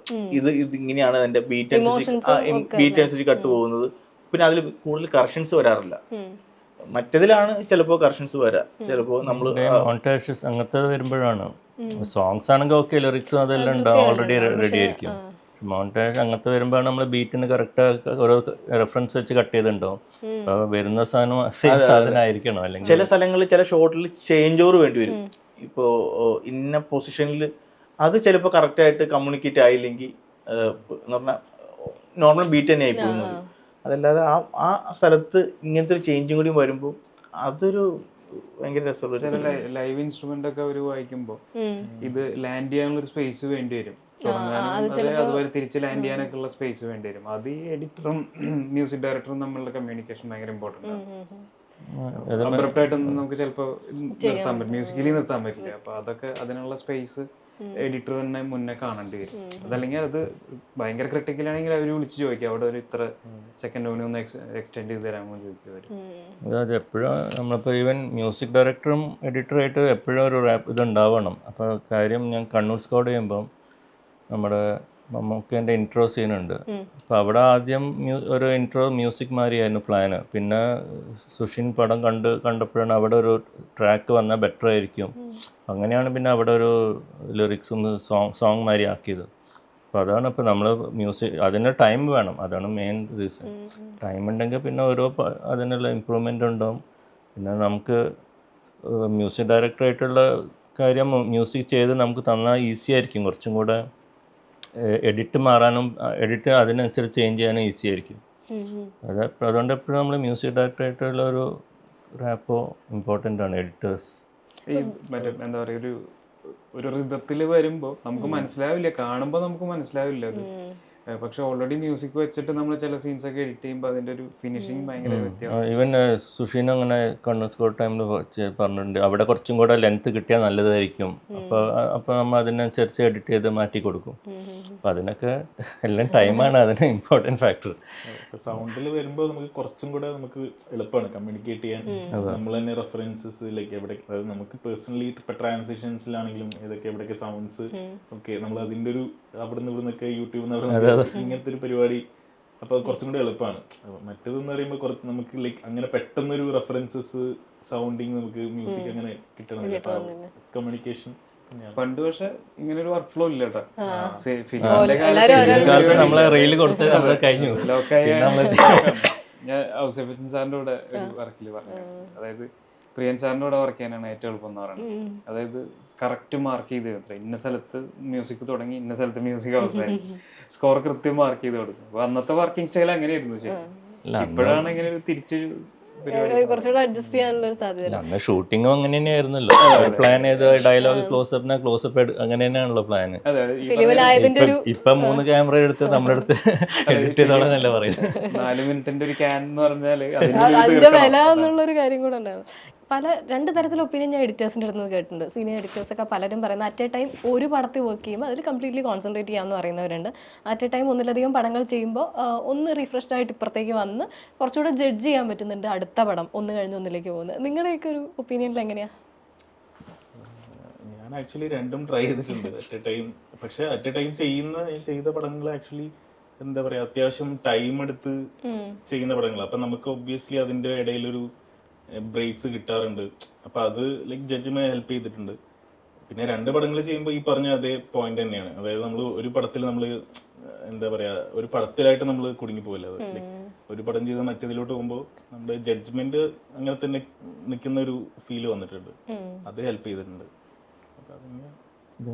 ഞാനും ഇപ്പം അധികം ഒരു പടമാണ് ഒരു ടൈമിൽ ചെയ്യാറ്. അത് ഇപ്പോഴാണ് കുറച്ച് 2 പടമൊക്കെ ഒരു ടൈമിൽ ചെയ്യുന്നത്. അപ്പോൾ ഒരു ടൈമിൽ ചെയ്യുമ്പോൾ നമുക്ക് ടൈം സ്പെൻഡ് ചെയ്യാൻ കുറച്ചും കൂടെ ഒന്നിൽ തന്നെ എങ്ങനെ ഇമ്പ്രൂവ് ചെയ്യാൻ പറ്റും അത് നോക്കിക്കൊണ്ടിരിക്കും. മറ്റേ രണ്ടാണെങ്കിൽ പിന്നെ അതിൻ്റെ ഒരു വ്യത്യാസം ഉണ്ടാവും, ചിലപ്പോൾ ടൈമിൻ്റെ ഇഷ്യൂ ഉണ്ടാവും, അങ്ങനത്തെ പ്രോബ്ലംസ് ആണ്. പക്ഷേ ഒരു പടം ചെയ്താൽ മാക്സിമം നമ്മുടെ 100% അതിലിടാൻ പറ്റും. പരമാവധി ഈ ഓവർലാപ്പ് ഒരു ദിവസം തന്നെ 2 പ്രൊജക്റ്റിലൊക്കെ വർക്ക് ചെയ്യാതിരിക്കും. മിക്കവാറും ഇപ്പോൾ ഒരു പ്രൊജക്ടിന്റെ ഡബിങ് നടക്കുന്ന സമയത്തായിരിക്കും മറ്റേതിന്റെ എഡിറ്റ് നടക്കുന്നത്. അപ്പൊ അങ്ങനെ നമ്മൾ ഡേയ്സ് കുറച്ചുകൂടി പ്ലാൻ ചെയ്താൽ ചെയ്യാൻ പറ്റും. മറ്റേത് നമ്മളിപ്പോ ഡബിനൊക്കെ പോയി കഴിഞ്ഞാൽ ചിലപ്പോൾ കംപ്ലീറ്റ്ലി നമുക്ക് വേറെ ഒന്നും ചെയ്യാൻ ഉണ്ടാവില്ല. അപ്പൊ അങ്ങനെ ചാർട്ട് ചെയ്താൽ ചിലപ്പോൾ കുറച്ചുകൂടി നന്നായിട്ടൊക്കെ ചെയ്യാം. ഒരു ഡേയിൽ തന്നെ മിക്സപ്പ് ചെയ്യാറില്ല, ഒരു ബ്രേക്ക് ഉണ്ടാവില്ല. അതിന്റെ ഒരു രീതി പറഞ്ഞ പോലെ ഷെഡ്യൂൾ ചെയ്തിട്ട് വർക്ക് ചെയ്യാന്നുള്ളതാണ്. ഇപ്പൊ കുറെ പടങ്ങൾ ഒന്നിച്ച് ചെയ്തിരിക്കുകയാണ്. അതിന്റെ ഒരു രസമുണ്ട്, ടെൻഷൻ പരിപാടിയുണ്ട്. എനിക്ക് ഫീൽ ചെയ്തിട്ടുള്ളത് ഇപ്പോൾ നമ്മൾ ഫസ്റ്റ് കട്ട് ചെയ്യുമ്പോൾ എനിക്ക് ഫസ്റ്റ് കട്ടിൽ എല്ലാ ടേക്കും കണ്ട് ചെയ്ത് വരുമ്പോൾ തന്നെ നമുക്കൊരു ടൈം ലൈൻ സെറ്റ് ആവും. അപ്പോൾ പടം ഷൂട്ട് ചെയ്യുമ്പോൾ തന്നെ നമുക്ക് ഡബിലേക്ക് പോകാൻ പറ്റുന്നൊരു സ്റ്റേജ് ഉണ്ട്. ഇപ്പോൾ ഷൂട്ട് കഴിഞ്ഞൊരു 5 to 10 ഡേയ്സിൽ നമുക്ക് ഡബിലേക്ക് കയറാൻ പറ്റും. അപ്പോൾ അങ്ങനെയാണ് ഇപ്പോൾ കഴിഞ്ഞ 2-3 പടങ്ങളും അങ്ങനെയാണ് പോയിട്ടുള്ളത്. ഇപ്പോൾ ഭരതനാട്യം 5-ാം തീയതിയാണ് ഷൂട്ട് കഴിഞ്ഞ്, നമുക്കൊരു 10-ാം തീയതി ആയപ്പോഴത്തേക്കും സൈജുവേട്ടൻ്റെ ഇപ്പോൾ ഡബും കംപ്ലീറ്റ് ആയി. അപ്പോൾ ഇപ്പോൾ ചോദിച്ചാൽ ഈ 2-3 പരിപാടികളിൽ എനിക്ക് ഇപ്പോൾ തുടങ്ങിയിട്ടുള്ളതിൻ്റെ ഒരു എക്സ്പീരിയൻസ് വെച്ച് പറയുകയാണെങ്കിൽ എനിക്കറിയത്തില്ല ഇതിൻ്റെ പ്രോസസ്സ് എങ്ങനെയാണെന്നുള്ളത്. അതുകൊണ്ട് ഏറ്റവും കൂടുതൽ എങ്ങനെയാണോ പടങ്ങൾ നമുക്ക് സെപ്പറേറ്റ് ചെയ്യാൻ പറ്റുക അതങ്ങനെ വെച്ചിട്ട് തന്നെ പ്രയോറിറ്റി ഉണ്ടല്ലോ, ഓരോ പടങ്ങൾ ഏതാണ് റിലീസ് അത് നോക്കിയിട്ടാണ് മാനേജ് ചെയ്യുന്നത്. അപ്പോൾ അതിൻ്റെ ഡയറക്ടേഴ്സിനോട് ഞാൻ സംസാരിക്കാറുണ്ട്, ഇപ്പോൾ ഈ വർക്കാണ്, അപ്പോൾ അവരുടെയും കൂടിയും കംഫർട്ട് നോക്കിയിട്ടാണ് അവർക്ക് എപ്പോഴാണ് ഇത് റിലീസ് അല്ലെങ്കിൽ ഡബ് ഇത് ഓൾറെഡി നമുക്ക് അറിയാൻ പറ്റും. അപ്പോൾ അതനുസരിച്ചിട്ട് ഇപ്പോൾ നമുക്ക് ഓൾറെഡി ഉള്ള പടങ്ങളിൽ എങ്ങനെയാണ് അതിൻ്റെ പേസിങ് പോയിക്കൊണ്ടിരിക്കുന്നത് നോക്കിയിട്ട് മാനേജബിൾ ആണ്. ഒരു ഡയറക്ടറെ ഇൻവോൾവ്മെൻറ്റും പലരും പല സമയത്താണ് എക്സ്പെക്ട് ചെയ്യുന്നത് അല്ലെങ്കിൽ ആഗ്രഹിക്കുന്നത്. അപ്പോൾ നിങ്ങൾക്കൊരു ഡയറക്ടറെ ഇൻവോൾവ്മെൻറ്റ് ത്രൂ ഔട്ട് ഇടയ്ക്കിടയ്ക്ക് ഉണ്ടാകുന്നതാണോ, അല്ലെങ്കിൽ ഫൈനലി നിങ്ങൾ ഒരു സാധനം സെറ്റ് ചെയ്തിട്ട് അവരെ കാണിക്കുന്നത് എന്നുള്ളതാണോ താല്പര്യം? അവരുടെ വർക്കിംഗ് സ്റ്റൈലാണ്. അതായത് ചിലർ ഇനീഷ്യൽ ഫുട്ടേജ് തൊട്ട് കാണണം എന്ന് പറയുന്ന ആൾക്കാരുണ്ട്. ചിലർ ഈ പറഞ്ഞ പോലെ ഫസ്റ്റ് കട്ട് കഴിഞ്ഞിട്ട് കൺഫ്യൂസ്ഡ് ആവാതിരിക്കാൻ വേണ്ടിയിട്ട് ഒരു ഷേപ്പിൽ ആയിട്ട് കണ്ടാൽ മതി എന്ന് പറയുന്നവരുണ്ട്. അവരുടെ ഒരു രീതിക്കാണ് നമ്മളും വർക്ക് ചെയ്യുന്നത്. പിന്നെ ചിലരുടെ ഡിമാൻഡ് അനുസരിച്ചിട്ട്, അതായത് ചിലർ നമ്മളുടെ എഫർട്ട് കൂടുതലായിട്ട് ചോദിക്കുന്ന ആൾക്കാരുണ്ട്. അപ്പോൾ എനിക്ക് തോന്നുന്നു എഡിറ്റർമാരുടെ ഇൻവോൾവ്മെന്റ് അതിനനുസരിച്ച് വ്യത്യാസം വരും. നമ്മുടേതായ ഒരു സ്റ്റൈൽ അല്ല അല്ലേ? ഓരോ പടത്തിനും ഓരോ രീതിയിൽ നമ്മൾ ഒരു വർക്കിംഗ് സ്റ്റൈൽ കണ്ടുപിടിച്ച് അങ്ങനെ. അപ്പോൾ അങ്ങനെ കൺവീനിയന്റ് ആണോ അത് രണ്ടും സ്വിച്ച് ചെയ്യുക എന്നുള്ളത്? അത് കുഴപ്പമില്ല. പക്ഷേ എന്തായാലും ഇപ്പോൾ ഷൂട്ട് നടക്കുന്ന ടൈമിലായിരിക്കും നമ്മൾ എഡിറ്റ് ചെയ്യുക, പാരലൽ ഇപ്പോൾ ചെയ്യുന്നുണ്ട്. അപ്പോൾ അതുകൊണ്ട് കുഴപ്പമില്ല. അപ്പോൾ അത് ഷൂട്ട് കഴിയുമ്പോഴേക്കും ബേസിക് ലൈനപ്പും റെഡിയാവും, പിന്നെയാണ് ഡയറക്ടർ വന്ന് ഇരിക്കാറ്. അപ്പോൾ അവർക്ക് ഫസ്റ്റ് ലൈനപ്പ് കാണുമ്പോൾ ഒരു ഐഡിയയും കിട്ടും, ഈസി ആയിരിക്കും കുറച്ചും കൂടി ജഡ്ജ്മെന്റ്. നമുക്ക് ഇവരില്ലാത്ത സമയത്ത് നമുക്കിതിന്റെ പോസിബിലിറ്റീസ് ട്രൈ ചെയ്യാൻ പറ്റും. അതായത് ഓൾമോസ്റ്റ് ഇപ്പോൾ സിനിമകളിൽ എല്ലാ ആംഗിളും ഷൂട്ട് ചെയ്തിട്ടുണ്ടാവും. അപ്പോൾ നമുക്കിത് ബിൽഡിംഗ് ബ്ലോക്സ് പോലെ എങ്ങനെ വേണമെങ്കിൽ സ്ട്രക്ചർ ചെയ്യാം. അപ്പോൾ നമുക്കിത് ഒരു ആൻസറിലെത്താം, ഇന്ന കാരണം കൊണ്ടാണ് നമ്മൾ ഇന്ന സ്ട്രക്ചർ യൂസ് ചെയ്തത്. അതുപോലെ സ്പോട്ട് എഡിറ്റ് ചെയ്ത് വെച്ചത് ഓൾമോസ്റ്റ് ആ ക്രൂ മൊത്തം കണ്ട ഒരു വേർഷൻ ആയിരിക്കും. അത് ബ്രേക്ക് ചെയ്യാനും നമുക്ക് പറ്റും. ചിലപ്പോൾ ബ്രേക്ക് ചെയ്യാൻ പർപ്പസ്ഫുൾ ബ്രേക്ക് ചെയ്യാന്നല്ല, ഡയറക്ടർക്ക് ഒരു ഓപ്ഷനും കൂടിയും കിട്ടും. അതുവരെ കൺസീവ് ചെയ്ത അല്ലാത്തൊരു വേർഷൻ ചിലപ്പോൾ എന്തുകൊണ്ടാണെന്ന് ചോദിച്ചാൽ നമുക്ക് പറയാൻ പറ്റണം ഇന്ന കാരണം കൊണ്ടാണെന്നുള്ളത്. ഞാനത് പരമാവധി സ്പോട്ട് എഡിറ്റ് കാണാറില്ല. മീൻസ് ഞാൻ എഡിറ്റ് ചെയ്യുന്നതിന് മുന്നേ കാണാറില്ല. എഡിറ്റ് ചെയ്ത് കഴിഞ്ഞിട്ട് കാണുമ്പോൾ ചിലപ്പോൾ നമുക്ക് ഹെൽപ്ഫുൾ ആയിരിക്കും. കാരണം ചിലപ്പോൾ നമ്മൾ യൂസ് ചെയ്യാത്ത ചിലപ്പോൾ ഷോട്ടുകൾ ചിലപ്പോൾ യൂസ് ചെയ്യാൻ പറ്റും. മറ്റേതല്ലെങ്കിൽ നമുക്കൊരു ഫ്രഷ് ആയിട്ടുള്ള ഒരു തോട്ട് മിസ്സാവും തോന്നുന്നു. സ്പോട്ട് എഡിറ്ററും കൂടെയാണ് ഇതായിരുന്നു തന്നെ പറയാല്ലേ ഇപ്പോൾ. അപ്പോൾ ഈ പറഞ്ഞ എങ്ങനെയാ തോന്നാറ്? ഇപ്പോൾ നമ്മൾ എഡിറ്റ് ചെയ്ത പടത്തിൻ്റെ ആണെങ്കിൽ സീക്വൻസുകൾ നടക്കുമ്പോൾ നമ്മൾ പാരലി ആയിട്ട് ഷൂട്ട് നടക്കുമ്പോൾ തന്നെ പോകുമ്പോൾ ചില സീക്വൻസുകൾ ഇപ്പോൾ അവിടെ ചെയ്യുമ്പോൾ അതിൻ്റെ ഫൈനൽ എങ്ങനെയാണ്, ചില മേജറായിട്ടുള്ള ഏതെങ്കിലും സീക്വൻസ് ഉണ്ടാവും.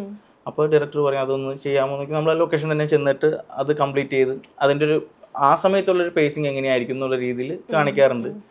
പിന്നെ നമ്മൾ അപ്പോൾ അവരും സ്പോട്ടിലുള്ള വർക്ക് മൊത്തം കണ്ട് ചിലപ്പോൾ അവിടെയുള്ള റെഫറൻസ് മ്യൂസിക് കാര്യങ്ങൾ കേട്ടിട്ടൊരു മൈൻഡ് സെറ്റിലായിരിക്കും പടം കാണാൻ നിൽക്കുക. അപ്പോൾ അതിനു മുമ്പ് ഇപ്പോൾ ഞാൻ പറഞ്ഞ പോലെ ഫസ്റ്റ് കട്ട് കഴിഞ്ഞ് എന്ന് പറഞ്ഞാൽ ഡബിന് മുമ്പായിട്ട് ഡയറക്ടറെ അല്ലെങ്കിൽ അതുമായി ഡയറക്ടർ, റൈറ്റർ, പ്രൊഡ്യൂസർ അങ്ങനെയുള്ളവരെല്ലാം ഇതുവരെയുള്ള പടം മൊത്തത്തിൽ കാണാൻ ശ്രമിക്കാറുണ്ട്. അപ്പോൾ നമ്മൾ അവരെ കാണിക്കാറുണ്ട്. ഇതുവരെയുള്ള ഇതാണ് പടത്തിൻ്റെ ടോട്ടൽ ഡ്യൂറേഷൻ, ഇതാണ് ഇതുവരെ നമ്മൾ വെച്ചിട്ടുള്ള സ്ക്രിപ്റ്റ് അനുസരിച്ചിട്ടുള്ള ഒരു ഓർഡറിലുള്ള പടം അവരെ നമ്മൾ കാണിക്കും. അപ്പോൾ ഡബിന് കയറി കഴിഞ്ഞാൽ പിന്നെ പാരലി നമുക്ക് ഒരു സമയം, ഇത്ര സമയത്തിൽ നമ്മളൊരു ഫസ്റ്റ് കട്ട് ഇതിൻ്റെ ഡ്രിംഡ് വേർഷൻ, പടത്തിൻ്റെ ഒരു പേസിങ്ങും കാര്യങ്ങളും സെറ്റ് ചെയ്തിട്ടൊരു വേർഷൻ പാരലി തന്നെ നമുക്ക് സെറ്റ് ചെയ്യാൻ പറ്റാറുണ്ട്. അപ്പോൾ അത് നമ്മളുടെ ഒരു വേർഷനായിട്ടായിരിക്കും ആദ്യം സെറ്റ് ചെയ്യുക. അതിനുശേഷം ഡയറക്ടറെ വന്ന് കാണിക്കും. പിന്നെ അവരുമായിട്ട് ഡിസ്കസ് ചെയ്തിട്ടായിരിക്കും ബാക്കി പ്രോസസ്സ് പോകുക. അപ്പോൾ ചിലപ്പോൾ ചേട്ടൻ പറഞ്ഞ പോലെ തന്നെ എന്തുകൊണ്ടത് മാറ്റി, എന്തുകൊണ്ടത് വെക്കണം എന്നുള്ളൊരു ഡിസ്കഷൻ ആയിരിക്കും കൂടുതൽ സംഭവിക്കുക. ഇപ്പോൾ അവർക്ക് ഫേവറേറ്റ് ഉള്ള ചിലപ്പോൾ ഒരു സീക്വൻസ് ആയിരിക്കും, അത് നമ്മൾ ഒരു പേസ് സെറ്റ് ചെയ്ത് വരുമ്പോൾ ചിലപ്പോൾ അത് ആവശ്യം ഉണ്ടാവത്തില്ല. ചിലപ്പോൾ അവർ ലൊക്കേഷനിലേ വേണ്ടാന്ന് പറഞ്ഞ ചില സാധനങ്ങൾ ചിലപ്പോൾ നമുക്ക് യൂസ് ചെയ്യാൻ പറ്റാറുണ്ട്. അപ്പോൾ അതെന്തുകൊണ്ടാണെന്ന് നമുക്ക് ആൻസർ ചെയ്യാൻ പറ്റണം. എന്തൊക്കെ രീതിയിൽ അത് നമുക്ക് യൂസ് ചെയ്യാൻ പറ്റും, എന്തൊക്കെ രീതിയിൽ അത് യൂസ് ചെയ്യേണ്ട എന്നുള്ളത് നമുക്ക് ആൻസർ ചെയ്യാൻ പറ്റുവാണെങ്കിൽ ആ രീതിയിൽ തന്നെ പോകാനുള്ളതാണ്. സ്പോട്ട് എഡിറ്ററും എഡിറ്ററും ആയിട്ടുള്ള ഒരു കമ്മ്യൂണിക്കേഷൻ എത്രമാത്രം ഇമ്പോർട്ടൻ്റ്? അത് ഡിപ്പെൻസ് ആണ്. ഞാനിപ്പോൾ ആദ്യമായിട്ട് വർക്ക് ചെയ്തിട്ടുള്ളത് നിതിൻ്റെ കൂടെയായിരുന്നു. ഞാൻ ആദ്യം നിതിൻ്റെ റൂമിലായിരുന്നു ആദ്യം അഭിച്ചേൻ്റെ കൂടെയൊക്കെ അസ്റ്റ് ചെയ്ത സമയത്ത് താമസിച്ചിരുന്നു ചെന്നൈയിൽ. അപ്പോൾ അന്ന് ഗോദയിലായിരുന്നു ഞങ്ങൾ വർക്ക് ചെയ്തത്. അപ്പോൾ നിതിൻ അഭിച്ചേൻ്റെ കൂടെ വർഷങ്ങളായിട്ടുണ്ടായിരുന്നു. ഞാനപ്പോൾ ആ സമയത്ത് ജോയിൻ ചെയ്തിട്ടുണ്ടായിരുന്നു. അപ്പോൾ ചെന്നൈയിൽ എൻ്റെ കാര്യങ്ങളും ചിലതെല്ലാം അവനാ നോക്കിക്കൊണ്ടിരുന്നത്. അപ്പോൾ ഞാൻ അപ്പോൾ നമ്മുടെ റൂംമേറ്റ് ആയിരുന്നു അവൻ. അവിടെ MBA പഠിക്കുമായിരുന്നു, കൃഷ്ണാസ്, ഭരതനാട്യം ഡയറക്ടർ. അപ്പോൾ അങ്ങനെയാണ് ഞാൻ, ദാസൻ നിതിൻ്റെ ഫ്രണ്ട് ആയിരുന്നു. അങ്ങനെയാണ് അവിടെ വെച്ചാണ് ദാസനെ പരിചയപ്പെടുന്നതും പിന്നീട് ഭരതനാട്യം സംഭവിച്ചത്. അപ്പോൾ പറഞ്ഞത് ഫസ്റ്റ് പടം നിതിൻ ആദ്യമായിട്ട് എഡിറ്റ് ചെയ്ത പടം മനോഹരമായിരുന്നു. അപ്പോൾ മനോഹരത്തിൽ അന്നൊരു വേറെ സ്പോട്ട് ഇട്ടായിരുന്നു ഉണ്ടായിരുന്നു. പുള്ളി പാരലി മാറിപ്പോയപ്പോൾ പെട്ടെന്ന് തന്നെ വിളിച്ചത്. അപ്പോൾ ഞാൻ ആ സമയത്ത് പടം ഡയറക്റ്റ് ചെയ്യാൻ, ഞാൻ എഡിറ്റിംഗ് പഠിച്ചത് തന്നെ പടം ഡയറക്റ്റ് ചെയ്യണം എന്നുള്ള രീതിയിലായിരുന്നു. കാരണം സൂര്യേട്ടനെ അറിയാം, ഞാൻ പണ്ട് സൂര്യേട്ടൻ്റെ സ്റ്റുഡിയോ തന്നെയായിരുന്നു. അസിസ്റ്റന്റ് ഡയറക്ടറായിട്ട് വർക്ക് ചെയ്യുമ്പോൾ രാജേഷ് നായർ സാറിൻ്റെ കൂടെയായിരുന്നു. അപ്പോൾ അദ്ദേഹത്തിൻ്റെ ആഡ്സും ഫിലിംസും എല്ലാം സൂര്യേട്ടനായിരുന്നു എഡിറ്റ് ചെയ്തതല്ല. അപ്പൊ ഞാൻ രാവിലെ പോകും, സൂര്യേട്ടന്റെ സ്റ്റുഡിയോ തുറക്കണം ഞാനാ. എഡിറ്റർമാര് ഡയറക്ടർ ആയിക്കൊണ്ടിരിക്കും ഒരാളുടെ. അപ്പൊ അവിടെ ആ എക്സ്പീരിയൻസ് ആണ് നമ്മളെ എഡിറ്റിലേക്ക് എത്തിച്ചത്. അപ്പോൾ പെട്ടെന്ന് ഇവൻ വിളിച്ചപ്പോൾ അതൊന്ന് എക്സ്പീരിയൻസ് ചെയ്യാന്ന് പറഞ്ഞാണ്. എനിക്കറിയത്തില്ല, ഒന്നും അറിയില്ലായിരുന്നു. സ്പോട്ടിന്റെ മെഷീനും കാര്യങ്ങളും ഒന്നും എനിക്കറിയില്ലായിരുന്നു. അപ്പോൾ ഫോളോ ചെയ്തുകൊണ്ടിരുന്ന എന്താണ്, അത് നേരെ സെറ്റിൽ പോയിട്ട് കുറച്ച് ഒരു മെഷീൻസ് എക്സ്ട്രാ വേണ്ടി വരും, അത് മാത്രം വെച്ച് നോക്കിയാൽ മതി. സിനിമയുടെ സ്പോട്ട് എഡിറ്റിംഗ് മറ്റേ ആംബുലൻസ് ഓടിക്കുന്ന. അപ്പൊ എന്താ രസം എന്ന് വെച്ച് കഴിഞ്ഞാൽ ഫസ്റ്റ് ടൈം നമ്മൾ ചെല്ലുമ്പോ എനിക്ക് അറിയത്തില്ല ഇതിന്റെ ബേസിക് സ്പീഡ് എന്താണ്, ബേസിക് കാര്യങ്ങൾ എങ്ങനെയാണ് പോകേണ്ടതെന്ന് അറിയത്തില്ല. അപ്പോൾ എനിക്ക് ലാൽ എന്ന് പറഞ്ഞ ചേട്ടനുണ്ട്, പുള്ളിയായിരുന്നു അത് ആദ്യം ചെയ്യാനിരുന്നത്. അദ്ദേഹം ഇപ്പോൾ ഡിയർ സ്റ്റുഡൻറ്റിൻ്റെ എഡിറ്റർ അദ്ദേഹമാണ്. അപ്പോൾ അദ്ദേഹത്തിൻ്റെ അടുത്ത് പോയി ഒറ്റ ദിവസം കൊണ്ട് ഇതെങ്ങനെയൊക്കെ കണക്ട് ചെയ്യണമെന്നൊക്കെ ചോദിച്ച് മനസ്സിലാക്കിയിട്ടായിരുന്നു ലൊക്കേഷൻ ചെന്നത്. അപ്പോൾ ലൊക്കേഷൻ ചെയ്തപ്പോഴും പുതിയതായിട്ടൊരാൾ വന്നേക്കുന്നത്. അപ്പോൾ പ്രൊഡക്ഷൻ ആണെങ്കിൽ എല്ലാവർക്കും കൺഫ്യൂസ്ഡ് ആണ്, ഇയാൾ ചെയ്യോ എന്നുള്ള സാധനമാണ്. അപ്പോൾ ആദ്യമൊക്കെ ഒന്നും നമ്മൾ പേയ്മെൻ്റ് ഒന്നും പറയത്തില്ല, വർക്കായാലേ അവർ പറഞ്ഞു വിട്ടാലോ അല്ലെങ്കിൽ പോകാമല്ലോ എന്നുള്ള വീട്ടിലാണ് ഞാൻ ഇരുന്നത്. പക്ഷെ നമ്മുടെ മാക്സിമം സ്പീഡില്ല. അന്നാണ് എനിക്ക് ഷോർട്ട് കട്ട്സ് ഒന്നും ഇല്ല, ഞാനിങ്ങനെ ക്ലിപ്പൊക്കെ വലിച്ചിട്ടിട്ട് കേട്ടി. അപ്പോൾ അതിൽ അത്യാവശ്യം സ്പീഡായിരുന്നു. പക്ഷെ അവർക്ക് ഹാപ്പി ആയിരുന്നു. കുറച്ച് കഴിഞ്ഞപ്പോൾ നിതിനോട് ഡയറക്ടർ പറഞ്ഞു, പിന്നെ സെറ്റായി. പിന്നെ മിന്നലിലോട്ടും ബേസിൽ മനോഹരത്തിൽ അഭിനയിച്ചിട്ടുണ്ട്. അപ്പൊ അവിടെ നിന്നാണ് പിന്നെ മനോഹരം കഴിഞ്ഞ് പാലി എന്ന് പറഞ്ഞ വർക്ക് ചെയ്തായിരുന്നു, കുർബാനി എന്ന് പറഞ്ഞ പടം. അതിനുശേഷം മിന്നൽ മുരളി തുടങ്ങിയപ്പോൾ ബേസിലേറ്റം വിളിച്ചു. അങ്ങനെ കുറച്ച് പടങ്ങൾ ചെയ്യാൻ പറ്റും. നിങ്ങൾ രണ്ടുപേരും തുടങ്ങുമ്പോൾ സ്പോട്ട് എന്നുള്ളൊരു പരിപാടി സ്പോട്ട് ഒന്നുമില്ല. പിന്നെ ഞാൻ വർക്ക് ചെയ്ത അഞ്ജലി മേനോൻ അവരൊന്നും സ്പോട്ട് പ്രിഫർ ചെയ്യാറില്ല. ആ ടൈമിൽ അവർക്ക് കറക്റ്റായിട്ട് അത് തന്നെ പാരലായിട്ട് തന്നെ ചെയ്യാറ്. ഞാനും ലൊക്കേഷനിൽ പോയിട്ട് എഡിറ്റ് ചെയ്യും. അതുകൊണ്ട് അല്ല ഇപ്പോഴത്തെ സ്പോട്ട് പറയുന്നത് അവർക്ക് പണി കുറച്ച് അധികമാണ്. 3-4 ക്യാമറ ഉണ്ടാവും, റഷസ് കോപ്പി ക്യാപ്ചർ ചെയ്യാൻ തന്നെ കുറേ ടൈം ആവും. അതുകൊണ്ട് അവരെയാണല്ലോ. അത് ഭയങ്കര പ്രഷറുള്ള പരിപാടിയാണ്. കാരണം കണ്ടിന്യൂറ്റി എല്ലാം നമ്മൾ തന്നെ ചെക്ക് ചെയ്യേണ്ട അവസ്ഥ വരാറുണ്ട്. അസിസ്റ്റന്റ് ഡയറക്ടേഴ്സ് ഉണ്ടാവും. പക്ഷെ അവരെല്ലാം നമ്മുടെ അടുത്ത് നമ്മൾ എഡിറ്റ് ചെയ്തുകൊണ്ട് ഡയറക്ടറെ കാണിക്കണം. പക്ഷെ അതിനു മുമ്പ് ഇവരൊക്കെ കണ്ടിന്യൂറ്റി കാണിച്ചു കൊടുക്കണം. ഇവർ വന്ന് ക്യാമറ റെക്കോർഡ് ചെയ്യും. അപ്പോൾ നമുക്ക് ടെൻഷൻ ആവും, ഇതെങ്ങനെ ലീക്ക് ആവോ. ഞാൻ നോക്കുമ്പോൾ ചില എഡിയുടെ കയ്യിലൊക്കെ നമ്മളെല്ലാക്കാരും ഫൂട്ടേജ് ഉണ്ടാവും, ഫുൾ പടം അവർ ക്യാപ്ചർ ചെയ്തിട്ടുണ്ട്. ഞാൻ അപ്പോൾ ഡയറക്ടറോട് അല്ലെങ്കിൽ അതുമായി ബന്ധപ്പെട്ട പ്രൊഡക്ഷൻ ടീമിനോട് പറയും, ഇവരുടെ പടം ഉണ്ട് കേട്ടോ. മുന്തിരിവള്ളിയൊക്കെ ചെയ്യുന്ന സമയത്ത് സ്പോട്ട് ഉണ്ടോ? വെള്ളിമുഖ തന്നെ സ്പോട്ട് ഉണ്ട്. ആ സമയമാണ് മലയാളത്തിൽ ശരിക്കും സ്റ്റാർട്ട് ചെയ്ത് തുടങ്ങുന്നത്. അങ്ങനെയാണോ? അല്ലല്ല, അതിനൊക്കെ മലയാളത്തിൽ ആദ്യം സ്പോട്ട് എടുത്തത്. ടൈഗറോ അത്ര നേരത്തെ സ്പോട്ട്. പക്ഷെ അത് ഇപ്പൊ സംസാരമാവുന്നതും കൂടുതലായിട്ട് കുറച്ചും കൂടി മെഷീൻസ് ചെറുതായി. അന്നൊക്കെ ഇത്തിരി കൂടി വലിയ രീതിയിലായിരുന്നു. അത് ഫിലിം ക്യാമറ ആയിരുന്നു ആ സമയത്ത്. ഫിലിം ക്യാമറയുടെ ഔട്ട് മറ്റേ എന്താ പറയാ, ക്യാമറയൊക്കെ വെച്ച് റെക്കോർഡ് ചെയ്യാൻ. ഈ മൾട്ടി തുടങ്ങിയ പിന്നെ എനിക്ക് വരുന്ന സ്പോട്ട് ഔട്ടില് ഇപ്പൊ എന്താ പറയാ, ഈ കൺവേർട്ടഡ് ഫുട്ടേജ് ഉണ്ടാവും, അവർക്ക് കാണിച്ചു കൊടുക്കാൻ. ഇപ്പൊ അത് സ്റ്റാർട്ട് ചെയ്തിട്ടില്ല. ഈ മൾട്ടി ക്യാമറ വരുമ്പോ എല്ലാവരും ടൈമിൽ ക്യാപ്ചർ ചെയ്യാൻ പറ്റില്ലല്ലോ. ഞാൻ ടർബോ വർക്ക് ചെയ്യുമ്പോൾ 7 ക്യാമറ ഒരു ചേസ് സീക്വൻസ് ഒക്കെ ഉണ്ട്. അപ്പോ എനിക്കും ഭയങ്കര രസമാണ്. വെച്ച് കഴിഞ്ഞാൽ ഇവരെ ആ സമയത്ത് കാണിക്കണം എന്നുള്ളൊരു ഇതുണ്ട്. അതല്ലെങ്കിൽ എന്താ പ്രശ്നം എന്ന് വെച്ചാൽ ഹോംവർക്കാ. നാളെ ഈ ഫുട്ടേജ് കൺവേർട്ട് രാത്രി പോയിട്ട് ഇത് കൺവേർട്ട് ചെയ്ത് പിടിച്ച് നാളത്തെയും വർക്ക് ചെയ്യണം, ഇന്നത്തെയും ചെയ്യണം. അപ്പൊ എന്റെ കൂടെ അസിസ്റ്റ് ചെയ്യുന്ന പിള്ളേരാണെങ്കിൽ വരത്തില്ല, കാരണം ഓടി നടക്കേണ്ടി വരും. ടർബോ കോയമ്പത്തൂരായിരുന്നു ഷൂട്ട്. അത് ഇങ്ങനെ ചേസിന് എല്ലാ ഫുട്ടേജും അന്ന് തന്നെ കിട്ടിക്കഴിഞ്ഞാൽ നമുക്ക് അന്ന് തന്നെ തീർത്തു കൊടുക്കാം. അതല്ലെങ്കിൽ നാളെ ഇത്രയും ക്യാമറ തന്നെ വീണ്ടും വരും, 14 ചെയ്യേണ്ടി വരും. അതുകൊണ്ട് ഞാൻ മാക്സിമം ഈ DITക്ക് എന്നെ ഇഷ്ടമല്ല, ഞാൻ റൂമിൽ പോയിരിക്കും. അങ്ങനെ ഒരു അത് ഈ ചേട്ടൻ പറഞ്ഞ ആംബുലൻസ് പോകണമല്ലേ, നമ്മളിങ്ങനെ അതിന്റെ പരിപാടി. അപ്പോ അത് പിന്നെ നമുക്ക് മനസ്സിലൊരു സന്തോഷം അല്ലെങ്കിൽ സ്വാർത്ഥത ഉണ്ടാവും. ഡയറക്ടറെ ഒന്ന് ഇഷ്ടപ്പെടുത്തണം. അപ്പോ എല്ലാം വെച്ചിട്ട് അവർക്ക് ഇഷ്ടപ്പെടുന്ന രീതിയിലൊരു വേർഷൻ കാണിക്കുക. അപ്പൊ അത് അദ്ദേഹത്തിന് ഇഷ്ടപ്പെടുമ്പോൾ നമുക്ക് അതാണല്ലോ കിട്ടുന്നത്. അവിടെ നിന്നാണല്ലോ ഒരു ആദ്യം, കാരണം അവരാദ്യം എഴുതി വെച്ച സ്ക്രിപ്റ്റ് ആദ്യം നമ്മൾ കാണിക്കുമ്പോൾ ആദ്യം കാണും, അതിനുശേഷം ബാക്കി ഡിസിഷൻ. അപ്പൊ ആ എക്സൈറ്റ്മെന്റ് എനിക്ക് ഭയങ്കരമായിട്ട് ഉണ്ടായിരുന്നു. ഇങ്ങനെ ഏത് പരിപാടിയാണെങ്കിലും ആദ്യം കാണിക്കുമ്പോൾ കിട്ടുന്നൊരു കൗതുകം. അപ്പോൾ വർക്കായില്ലെങ്കിൽ അപ്പോൾ അവർ പറയും എന്തായിരിക്കും. അപ്പോൾ ഞാൻ എഡിറ്ററിനെ വിളിക്കും, ഏത് സിനിമയുടെ ആണോ ഇങ്ങനത്തെ ഒരു സീക്വൻസ് ഇങ്ങനെ പറയുന്നുണ്ട്, നോക്കാമോ എന്ന് പറഞ്ഞിട്ട് നമ്മുടെ റെഫറൻസ് അയച്ചു കൊടുക്കും. അപ്പോൾ അവരതിൽ ഇങ്ങനെ ചെയ്താൽ മതി, അങ്ങനെ എന്താന്ന് വെച്ചാൽ പറയും. അപ്പോൾ നമ്മൾ ക്ലൈമാക്സ് ഒക്കെ മനോഹരത്തിന്റെ അങ്ങനത്തെ ഒരു പരിപാടികളിൽ ചെയ്തിട്ടുണ്ട്. മിക്കപ്പോഴും ഞാൻ വർക്ക് ചെയ്തിട്ടുള്ള പടത്തിലെ എഡിറ്റേഴ്സായിട്ട് ഞാൻ എപ്പോഴും കമ്മ്യൂണിക്കേഷൻ ഉണ്ടാവും. ഔട്ട് കൊടുത്തതിന് ശേഷം ഞാൻ പിന്നീട് ഈ അവരുടെ വേർഷൻ എഡിറ്റിൽ എന്തൊക്കെ നമുക്ക് പഠിക്കാൻ പറ്റുന്ന കാര്യങ്ങളാണല്ലോ. കാരണം നമ്മൾ കണ്ട പടത്തെ തിയേറ്ററിൽ വരുമ്പോ എന്തൊക്കെ മാറ്റങ്ങൾ വന്നു എന്ന് അറിയാൻ വേണ്ടിയിട്ടുള്ള അപ്പൊ അത് ഭയങ്കര രസമാണ്. അപ്പൊ ചില സമയങ്ങളിലൊക്കെ സ്പോട്ടിന്റെ ഫയൽ നമ്മുടെ സൂക്ഷിച്ചോളം പറയും ഡയറക്ടേഴ്സ് അല്ലെങ്കിൽ എഡിറ്റർമാരൊക്കെ. എന്തെങ്കിലും കാര്യങ്ങൾക്ക് ഏതെങ്കിലും ഷോട്ട് മിസ്സാണെങ്കിൽ ഏതാണെന്നൊക്കെ ചോദിക്കാനായിട്ട് ഹാർഡ് ഡിസ്ക് തന്നിടാറുണ്ട്. അപ്പൊ ഞാൻ പടം ഒറിജിനൽ എഡിറ്റ് കഴിഞ്ഞതിന് ശേഷം പടം റിലീസാകുമ്പോൾ നമുക്ക് പഠിക്കാൻ കിട്ടുന്ന ഒരു അവസരമാണല്ലോ. എന്തൊക്കെയാണ് നമ്മൾ ചെയ്തതെന്ന് അവർ ചെയ്തിട്ടുണ്ടാവുക, അപ്പൊ ഇങ്ങനെ ചെയ്ത് ഇങ്ങനെയായിരിക്കും, അങ്ങനെ കുറെ പഠിക്കാൻ പറ്റിയിട്ടുണ്ട്. ഒരുപാട് ആക്ച്വലി തിരിച്ചും കിട്ടാറുണ്ട്. ഇപ്പൊ സൂര്യേട്ടൻ പറഞ്ഞ പോലെ ലൈക്ക് ഞാനും ഈ സ്പോട്ട് ആദ്യം കാണില്ല, എഡിറ്റ് ചെയ്ത് പോയി ഓൾമോസ്റ്റ് ഒരു എന്താ പറയുക, ഒരു സ്ട്രക്ചർ ആകുമ്പോൾ ചുമ്മാ സ്പോട്ടിൽ ഒന്ന് ഗോ ത്രൂ ചെയ്യും. അപ്പൊ ഈ പറഞ്ഞ പോലെ ഓക്കെ അവരെങ്ങനെയാണ് കൺസീവ് ചെയ്തെന്നുള്ളത് നമ്മൾ തിരിച്ചും അത് അങ്ങോട്ടും ഇങ്ങോട്ട് ഹെൽപ്പ് ചെയ്യാറുണ്ട്. മിസ്സായത് എന്തെങ്കിലും ഈ ഇടയ്ക്ക് അഖിൽ സത്യൻ സർവമായയുടെ കാര്യം പറഞ്ഞപ്പോൾ പറഞ്ഞു സ്പോട്ട് പ്രിഫർ ചെയ്യാറില്ല. അപ്പോൾ പാച്ചു ആണെന്ന് തോന്നുന്നു കഴിഞ്ഞ സിനിമകളിലൊന്നും, അതുപോലെ സത്യൻ സാറിൻ്റെ പടങ്ങളിലും അത് ഉണ്ടാവാറില്ല. അവർ ഓൾറെഡി കാൽക്കുലേറ്റ് ചെയ്ത രീതിയിൽ തന്നെ സീനുകൾ എടുക്കുമ്പോൾ നേരെ എഡിറ്റിലേക്ക് കടന്നാൽ മതി എന്നുള്ളത്. സ്പോട്ടിൻ്റെ ഒരു നെസസിറ്റി എത്രത്തോളമാണ് നിങ്ങൾക്ക് തോന്നിയിട്ടുള്ളത്? ഇവിടുത്തെ എനിക്ക് കേരളത്തിലാണ് ആദ്യം സ്പോട്ട് എഡിറ്റ് ചെയ്ത് തുടങ്ങിയെന്ന് തോന്നുന്നത്. സൗത്ത് ഇന്ത്യയിൽ എനിക്ക് ബോംബെയിലൊക്കെ ഒന്നും ഇപ്പോഴും ഇല്ല. അതായത് നമ്മളിപ്പോൾ കമേഴ്ഷ്യൽ ഷൂട്ടിനൊക്കെ പോയാൽ പോലും ഇപ്പോഴും സ്പോട്ട് എഡിറ്റ് ഇല്ല അവിടെ. സിനിമകളിലൊക്കെ എനിക്ക് വളരെ അപൂർവമായിട്ടൊക്കെ യൂസ് ചെയ്യുന്നത്. അതുകൊണ്ട് തന്നെ ഇവിടെ ആൾക്കാർ അതിനെ നല്ലോണം ഡിപ്പെൻഡ് ചെയ്യുന്നുണ്ട്. ബാക്കിയുള്ള ഇപ്പൊ എനിക്ക് തെലുങ്കിലൊക്കെ പോയാൽ പോലും വളരെ കുറവാണ് സ്പോട്ട് എഡിറ്റ്.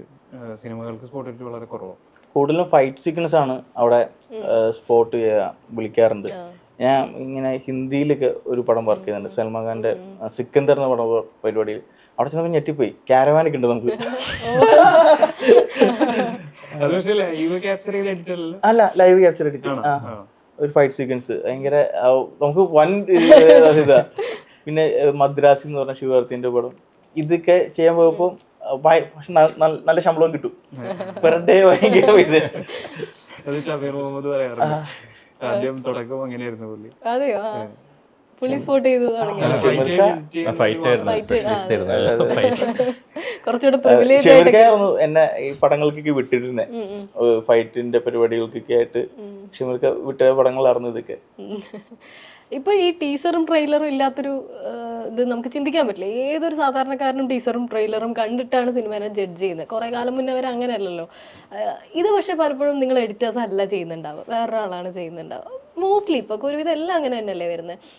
ആ ഒരു ഡിസിഷൻ എങ്ങനെയാണ് വരുന്നത്? അല്ലെങ്കിൽ അത് തിരക്ക് കൊണ്ടാണോ, അതാണോ വേറൊരാളുടെ പെർസ്പെക്റ്റീവ് കൂടെ ട്രെയിലറും ടീസറും ഉണ്ടാവുന്നതാണോ നല്ലത്? നമ്മളിപ്പോൾ ഒരു പടം കണ്ടു കഴിഞ്ഞാൽ നമുക്കിപ്പോൾ എല്ലാം കാണിക്കണം ഉണ്ടാവില്ല. നമ്മൾ കണ്ടിട്ട് ഓക്കെ ഈ ഷോട്ട് നല്ല ഷോട്ടാണ്, അപ്പോൾ അത് റിവീൽ ചെയ്യേണ്ട, അത് ഫൈനൽ വരുമ്പോഴേക്കും നല്ലത്, അങ്ങനെ വിചാരിച്ചിട്ട് കുറേ ഷോട്ട് യൂസ് ചെയ്യില്ല. അപ്പോൾ പുതിയതായിട്ട് ഒരാൾ കാണുമ്പോൾ അവർക്ക് ഫ്രഷായിട്ട് ചെയ്യാനും ഈസിയായിരിക്കും. പിന്നെ നമ്മൾ പിന്നെ ഈ പടത്തിൻ്റെ തന്നെ വർക്കിൽ തന്നെ ആയിരിക്കും, കണ്ടിന്യൂസ് വർക്ക് ഉണ്ടാവും. അതിൻ്റെ ഇടയിൽ നമുക്ക് അതിലും കൂടെ പോയി ചെയ്തിട്ടുണ്ടെങ്കിൽ പ്രശ്നം അത്രയ്ക്കും നന്നായിട്ട് ചെയ്യാനും പറ്റില്ല, നമുക്ക് ഷോർട്സും യൂസ് ചെയ്യാനും തോന്നില്ല. ഓക്കെ ഈ ക്ലൈമാക്സിലുള്ള സാധനമായിരിക്കും, അത് റിവീൽ ചെയ്യേണ്ട, അങ്ങനത്തെ കുറേ കാര്യങ്ങളുണ്ടാവും. പക്ഷെ അവർ ചെയ്യുമ്പോൾ അപ്പോൾ അതൊന്നും നോക്കാറില്ല. അവർക്ക് നല്ല ഷോർട്സ് എല്ലാം വെച്ച് എല്ലാം മേ ബി ഫുൾ കഥകൾ കാണിക്കും ചെയ്യും. അവർക്ക് കമ്പനി ഉണ്ട്. അപ്പൊ അത് സ്റ്റാർട്ട് ചെയ്യാനുള്ള ഒരു മെയിൻ റീസൺ ഇതാണ്. അതായത് സ്റ്റാർട്ടിങ്ങിൽ നമ്മൾ എഡിറ്റ് ചെയ്തോണ്ടിരിക്കും, ഐ മീൻ സ്വന്തം പടത്തിന്റെ അല്ലെങ്കിൽ ചെയ്തുകൊണ്ടിരിക്കുമ്പോൾ നമ്മൾ ഓൾറെഡി അതിനകത്താണ്. അപ്പൊ നമുക്ക് എന്തൊക്കെ റിവീൽ ചെയ്യണം, അതിന്റെ ഒരു മാർക്കറ്റിംഗ് സൈഡ്, ജസ്റ്റ് സ്റ്റോറി മാത്രമല്ല, എന്തൊക്കെ ഷോക്കേസ് ചെയ്യാം, അതിന് പല ഫാക്ടേഴ്സ് ഉണ്ട്. അപ്പൊ അത് ഇപ്പൊ ഞാൻ മാത്രം ഇരുന്ന് ആലോചിച്ച് കഴിഞ്ഞാൽ അറ്റ് എ ടൈം ഈ പറഞ്ഞ രണ്ടും പടത്തിന്റെ ആണെങ്കിലും ഇതാണെങ്കിലും ക്ലാഷ് ആവും. അപ്പൊ അതുകൊണ്ട് ഒരു കമ്പനി, കഡ്സില്ല എന്നൊരു കമ്പനി ഉണ്ട്. അപ്പൊ അതിൽ നമ്മൾ എന്താ ചെയ്യുന്ന വെച്ചാൽ, ഇപ്പൊ ഞാൻ ഇൻവോൾവ് ആണ്, എനിക്കൊരു 2-3 പാർട്ട്നേഴ്സ് ഉണ്ട്, ആസ് ഇൻ എഡിറ്റേഴ്സ് ഉണ്ട്. അപ്പൊ ബേസിക്കലി അതൊരു പാനൽ പോലെ വർക്ക് ചെയ്യണം. അപ്പൊ എന്റെ മാത്രമല്ല, അപ്പൊ ഫ്രഷ് ആയിട്ട് അവര് ഇപ്പൊ ഞാൻ ചെയ്യുന്ന പടങ്ങൾ കഴിഞ്ഞിട്ട് ഈ ഒരു സ്റ്റേജ് നമ്മളെ കാണാറുള്ളൂ. അപ്പൊ അവര് ഫ്രഷ് ആയിട്ട് കാണുന്ന സമയത്ത് അവരുടെ ഒരു പോയിന്റ്സ് ഉണ്ടാവും, പിന്നെ അതിന്റെ മുകളിൽ നമുക്ക് ആക്ച്വലി വർക്ക് ചെയ്യാൻ പറ്റും. അപ്പൊ ഇതേ പോയിന്റ് തന്നെയാണ് അത്. നമ്മുടെ ലൈക്ക് എന്താ പറയുക, പടത്തിൽ ഇരിക്കുമ്പോഴുള്ള സ്റ്റോറി ടെല്ലിങ്ങും ഈ ട്രെയിലറിൽ നമ്മൾ കൺവേ ചെയ്യേണ്ടതും actually should be different. But എന്താ, പടത്തിന്റെ മൂഡ് സെയിം ആയിരിക്കണം, പക്ഷെ എന്നാ പിന്നെ അത് മൊത്തം പോകാനും പാടില്ല. പക്ഷെ എനിക്ക് അതിൽ തോന്നിയിട്ടില്ല, പലതും നമ്മൾ തന്നെ ജഡ്ജ് ചെയ്യാറുണ്ട്. ട്രെയിലറിന്റെയോ ടീസറിന്റെയോ പേസും സിനിമ കാണുമ്പോഴും വളരെ ഡിഫറെന്റ് ആയി പോകുന്നത്. അങ്ങനെ വരുമ്പോൾ അത് സിനിമയുടെ നേരത്തെ ബാധിക്കില്ലേ? ഭാഗമാണ്. പക്ഷെ ആക്ച്വലി ആൾക്കാരെ പറ്റിക്കുന്ന പരിപാടിയാണ് അത്. അപ്പം അത് കണ്ടിട്ട് ആൾക്കാർ വന്നിട്ട് അത് കിട്ടിയില്ലെങ്കിൽ എക്സ്പെക്ടേഷൻസ് വേറെയാണല്ലോ. അപ്പോൾ ആ എക്സ്പെക്ടേഷനോട് വന്നിട്ട് അത് കിട്ടിയില്ലെങ്കിൽ അവിടെയാണ് പ്രശ്നം വരുന്നത്. തിരിച്ചുകൊണ്ടാവാറില്ല. ഇത്രയും വലിയ ബിസിനസിന്റെ ഒരു എന്താ പറയുക, 2 മിനിറ്റ് എന്ന് പറയുന്നത് ഭയങ്കര ഇമ്പോർട്ടന്റ് ആണ്. ഇപ്പൊ ലാസ്റ്റ് സർവമായ എന്ന് പറഞ്ഞ പടം ടീസറോ ട്രെയിലറോ ഇറങ്ങിയില്ല, അല്ലാതെ റിലീസ് ചെയ്തു. പക്ഷെ പടം ഭയങ്കര ഹിറ്റായി. പടം വർക്കായി കഴിഞ്ഞാൽ അതെ. പണ്ട് ഇപ്പൊ ചില സിനിമകളിലാണ് പകുതി വരെയുള്ള പടം ട്രെയിലറിലുണ്ടാവും. ചുമ്മാ പറയാൻ നമ്മുടെ ഈ 3 മിനിറ്റ് മാത്രമേ ഹൈഡ് ചെയ്യുന്നൊരു സ്വഭാവമുള്ളൂ. ഇവിടുന്ന് പോയി കഴിഞ്ഞാൽ അവര് പടം എന്താണോ അതിന്റെ ഒരു എന്താ പറയാ സ്നിപ്പെറ്റ് പോലെയാണ് കൺസീവ് ചെയ്യുന്നത്. ഡ്യൂറേഷൻ ഒക്കെ കൂടുതൽ കൂടുതലായിരിക്കും. പടം എന്താണോ അത് തന്നെ ഓൾമോസ്റ്റ് ഈ പറഞ്ഞ പോലെ ഒരു പകുതി വരെ കാണിക്കും. പണ്ട് വെങ്കട് പ്രഭു എന്ന് പറഞ്ഞ ഡയറക്ടർ മങ്കാത്ത എന്ന് പറഞ്ഞ പടത്തിന്റെ ട്രെയിലർ, പടം പകുതിയും ട്രെയിലറുണ്ട്. വേറൊരു പടം ചെയ്തപ്പോൾ പുള്ളി കുറെ ഹൈഡ് ചെയ്തിട്ട് ട്രെയിലർ ചെയ്തു. പുള്ളിയുടെ എക്സ്പീരിയൻസ് പുള്ളി പറഞ്ഞത്, അദ്ദേഹം പറഞ്ഞ ഒരു കാര്യം എന്ന് വെച്ച് കഴിഞ്ഞാൽ, കൂടുതൽ അറിഞ്ഞ കാര്യങ്ങൾ കാണുമ്പോഴായിരുന്നു ആൾക്കാർക്ക് ഹൈ കിട്ടിയെന്ന് പറഞ്ഞു. ഇപ്പൊ നമ്മൾ തട്ടത്തിമറയത്തിലെ ഏറ്റവും കൂടുതൽ കൈയടി കിട്ടിയ സീനുകൾ ഓൾറെഡി റീൽസ് ട്രെയിലറും ടീസറും ആയിട്ട് ഇറങ്ങിയ സീക്വൻസുകളാണ്. അത് നമ്മൾ തിയേറ്ററിൽ കാണുമ്പോൾ വേറൊരു ഹൈ കിട്ടാറുണ്ട്. കാരണം നമുക്ക് ഈ മൊമെന്റിന് വെയിറ്റിംഗാ.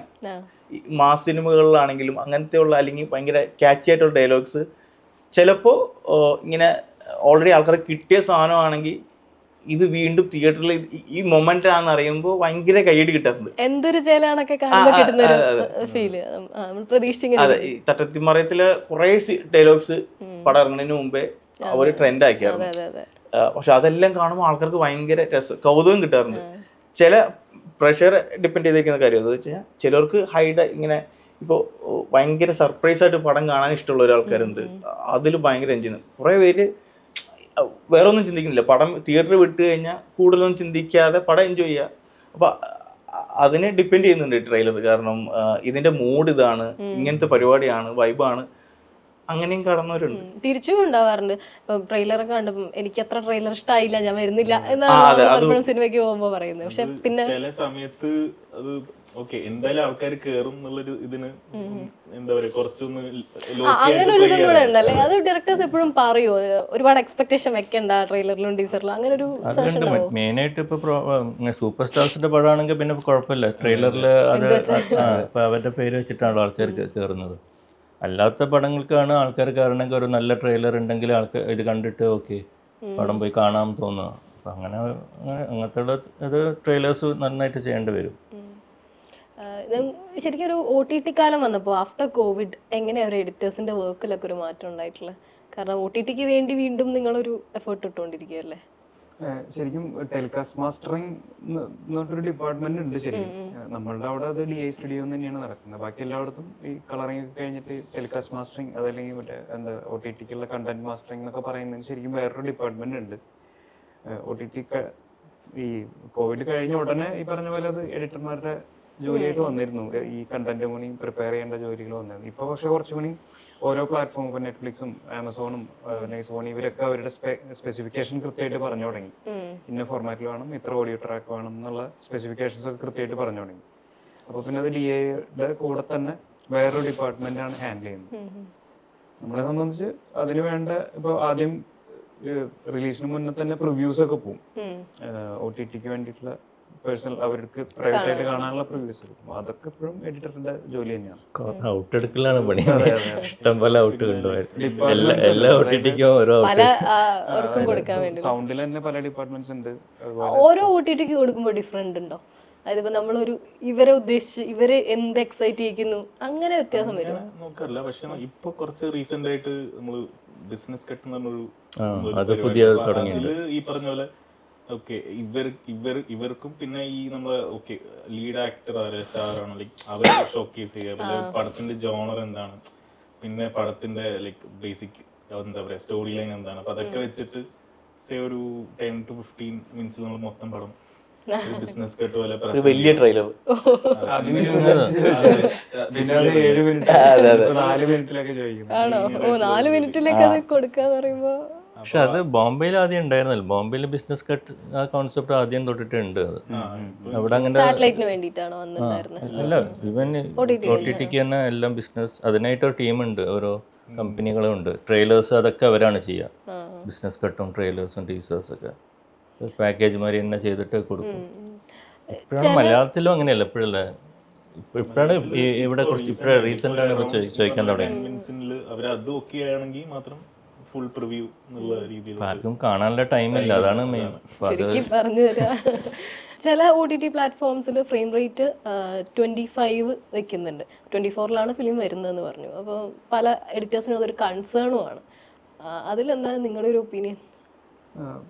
ആക്ച്വലി 25 എന്ന് പറയുന്നത് ടിവിക്ക് വേണ്ടിയിട്ട് ഉണ്ടാക്കിയിട്ടുള്ള ഫോർമാറ്റ് ആയിരുന്നു. ഇപ്പൊ പക്ഷെ എല്ലാ ടിവിയിലും എല്ലാ ഫ്രെയിം റേറ്റും പ്ലേ ആവുന്നുണ്ട്. ഈവൻ 24 ഇപ്പൊ നെറ്റ്ഫ്ലിക്സിലൊക്കെ 24, ആമസോണിലൊക്കെ 24 തന്നെയാണ് വരുന്നത്. 25 ആയിട്ട് കൺവേർട്ട് ചെയ്യുമ്പോൾ എന്താ പ്രശ്നം എന്ന് വെച്ചാൽ അതിലൊരു ഫ്രെയിം റേറ്റ് കൺവേർഷൻ നടക്കുന്നുണ്ട്. അപ്പൊ ഡ്യൂറേഷൻ വൈസും അതുപോലെ സൗണ്ടിനും എല്ലാത്തിനും ഒരു ഫ്രെയിം റേറ്റ് കൺവേർഷൻ നടക്കുന്നുണ്ട്. അപ്പൊ നമ്മൾ ആക്ച്വലി തിയേറ്ററിൽ കാണുന്ന ഒറിജിനൽ ക്വാളിറ്റിയിലല്ല നമ്മൾ കാണുന്നത്. അതിന്റെ സ്പീഡിലും എല്ലാത്തിലും വ്യത്യാസമുണ്ട്.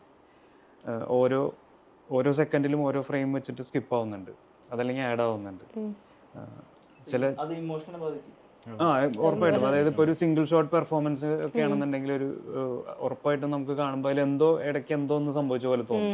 ഓരോ സെക്കൻഡിലും ഇത് സംഭവിക്കുന്നുണ്ട്.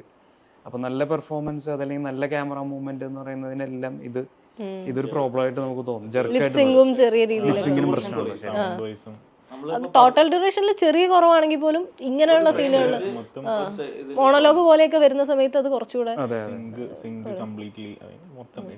ഓഡിയോ വിഷ്വൽ എല്ലാത്തിന്റെ ഒരു നമ്മൾ അത്രയും പെർഫെക്റ്റ് ആയിട്ടാണ് ലിപ്സിംഗും പരിപാടികളൊക്കെ ചെയ്യണത്. അത് കഴിഞ്ഞിട്ട് നമുക്ക് OTT കാണുമ്പോൾ ചെറിയൊരു സങ്കടം ഉണ്ട്. ഡയറക്ടേഴ്സിന്റെ ചോദിച്ചപ്പോഴാണ് അപ്പൊ അറ്റ്ലി ഒരിക്കൽ പറയുന്നത് കേട്ടിട്ടുണ്ടായിരുന്നു, ഡയറക്ടറും എഡിറ്ററും ഒരു 1000 തവണയെങ്കിലും ചുമ്മാ അങ്ങനെ പറയുമ്പോൾ അത്ര അധികം തവണയെങ്കിലും കാണണം ഈ സിനിമ എന്ന്. പക്ഷേ ഞാനിങ്ങനെ ആലോചിച്ചാൽ നമ്മളൊരു പ്രൊഡക്റ്റിനെ തന്നെ നമ്മൾ ഒരുപാട് തവണ കണ്ടുകൊണ്ടിരിക്കുമ്പോൾ നമുക്ക് ഒരു പോയിന്റ് എത്തുമ്പോൾ ഇതിലെ ജഡ്ജ്മെൻറ്റും ഹോപ്പും മിസ്സാവുന്നൊരു അവസ്ഥ വരാറുണ്ടോ? അങ്ങനെ എന്തായാലും വരും. അത് നമ്മൾ അത്രയ്ക്കും കാണുമ്പോൾ നമ്മൾ ഏതെങ്കിലും ഒരു പോയിന്റിൽ ഒന്ന് ലോക്ക് ചെയ്യണം. അതായത് ബിഗിനിങ് സ്റ്റേജിൽ ഞാനിപ്പോ ആദ്യം വായിക്കുമ്പോൾ നമുക്ക് ഓക്കെ ഇന്ന ഏരിയകള് ഓക്കെയാണ്, ഇന്ന ഏരിയയിൽ ഇന്ന പ്രശ്നമുണ്ട് നമ്മളൊരു എവിടെയെങ്കിലൊക്കെ ഒന്ന് നോട്ട് ചെയ്ത് വെക്കും. കുറച്ച് കഴിഞ്ഞിട്ട് നമുക്ക് പിന്നെ ഒരു ജഡ്ജ്മെന്റും കിട്ടില്ല. അത് കണ്ടിന്യൂസ് കണ്ടുകൊണ്ടിരിക്കുകയാണല്ലോ. ഒരു ദിവസം തന്നെ 2-3 തവണയൊക്കെ കാണുമ്പോൾ അതിന്റെ എൻജോയ്മെന്റ് എന്നുള്ള പരിപാടി നഷ്ടപ്പെടും നമുക്ക്. ജോലി എന്നുള്ള രീതിയിൽ അതിന്റെ ടെക്നിക്കൽ പരിപാടി മാത്രം കാണുക എന്നുള്ളതാണ്. ഇപ്പൊ ആദ്യം ഞാൻ ഈ പാരലലി നമ്മൾ എഡിറ്റ് ചെയ്യുമ്പോൾ അത് കഴിഞ്ഞിട്ട് ഞാൻ പറഞ്ഞില്ല, ഇത് മൊത്തം ഒന്ന് എന്താ പറയാ അറേഞ്ച് ചെയ്തിട്ട് നമ്മളൊരു സിംഗിൾ സ്ട്രെച്ചിൽ ഇത് മൊത്തം കണ്ടു നോക്കും. അപ്പൊ ആ സമയത്ത് എന്താണോ നമുക്ക് തോന്നുന്നത് അത് ഭയങ്കരമായിട്ട് ഞാൻ ബിലീവ് ചെയ്യാറുണ്ട്. ആ സമയത്ത് നമുക്ക് കറക്റ്റ് ആയിട്ട് പടത്തിന് എന്തൊക്കെ പ്രശ്നങ്ങളുണ്ട് അത് ഫസ്റ്റ് ടൈം നമ്മൾ കാണുന്ന സമയത്ത് അത് നോട്ട് ചെയ്ത് വെക്കും. അപ്പൊ അത് ലാസ്റ്റ് ഏതെങ്കിലും ഒരു പോയിന്റിൽ അത് മാക്സിമം സോൾവ് ചെയ്യാൻ നോക്കും. പുതിയ പ്രശ്നങ്ങൾ വരും, പക്ഷെ മേജർ പ്രശ്നങ്ങൾ ഉണ്ടെങ്കിൽ ഒബ്വിയസ്ലി നമ്മൾ ഇത് ആദ്യത്തെ വാച്ചിൽ തന്നെ നമുക്ക് കിട്ടും. അത് നമ്മൾ നോട്ട് ചെയ്ത് വെക്കും. കാരണം അത് ഗ്രാജുവലി നമ്മൾ കണ്ടു കഴിയുമ്പോൾ നമ്മളത് അതിലോട്ട് യൂസ്ഡ് ആവും. ആ പ്രശ്നം പിന്നെ അതൊരു പ്രശ്നമല്ലാത്ത പോകും. നമ്മൾ ഓരോ പ്രിവ്യൂ കാണുമ്പോൾ നമ്മൾ എന്തൊക്കെയാണ് മിസ്റ്റേക്കുകൾ അതാണ് നോക്കുക. അതാണ് പ്രശ്നം. നമ്മൾ അടുത്ത ഓഡിയോ ലെവലിൽ ഏതെങ്കിലും ഡയലോഗ് മിസ്സിംഗ് ഉണ്ടോ അങ്ങനത്തെ കാര്യങ്ങളൊക്കെ നോക്കി പടത്തിൻ്റെ ഇതിലേക്ക് നോക്കാൻ പ്രശ്നമാണ് എപ്പോഴും. ഏറ്റവും കൂടുതൽ തവണ പക്ഷെ അങ്ങനെ ഇരുന്ന് പോയിട്ടുള്ളൊരു പടം ഓർമ്മയിലുണ്ടോ? അങ്ങനെ നമുക്കൊരു ജഡ്ജ്മെന്റ് കിട്ടാതെയോ അല്ലെങ്കിൽ പലരുടെ ഒപ്പീനിയൻസ് വന്നിട്ടോ? അല്ല, എല്ലാ പടവും അങ്ങനെ തന്നെയാണ്, ജഡ്ജ്മെന്റ് ഉണ്ടാവാറില്ല. പിന്നെ നമ്മൾ ഫ്രഷ് ആയിട്ട് പുതിയ ആൾക്കാരെ ഓരോ ഏജ് ഗ്രൂപ്പ് ആൾക്കാരെ കാണിക്കും. പിന്നെ അവരുടെ ഫീഡ്ബാക്ക് എടുക്കാറുണ്ട് എപ്പോഴും. ഇപ്പോൾ ഫ്രഷ് ആയിട്ട് കാണുമ്പോൾ നമുക്ക് സ്റ്റോറി അറിയുന്നതുകൊണ്ട് ഓക്കെ ഇത് വർക്ക് ആവുന്നുണ്ട് വിചാരിക്കും. പക്ഷെ പുതിയ ഒരാൾ കാണുമ്പോൾ ചിലപ്പം അത് വർക്ക് ആവണമെന്നില്ല. അങ്ങനത്തതൊക്കെ റെക്ടിഫൈ ചെയ്ത് പോകും എപ്പോഴും.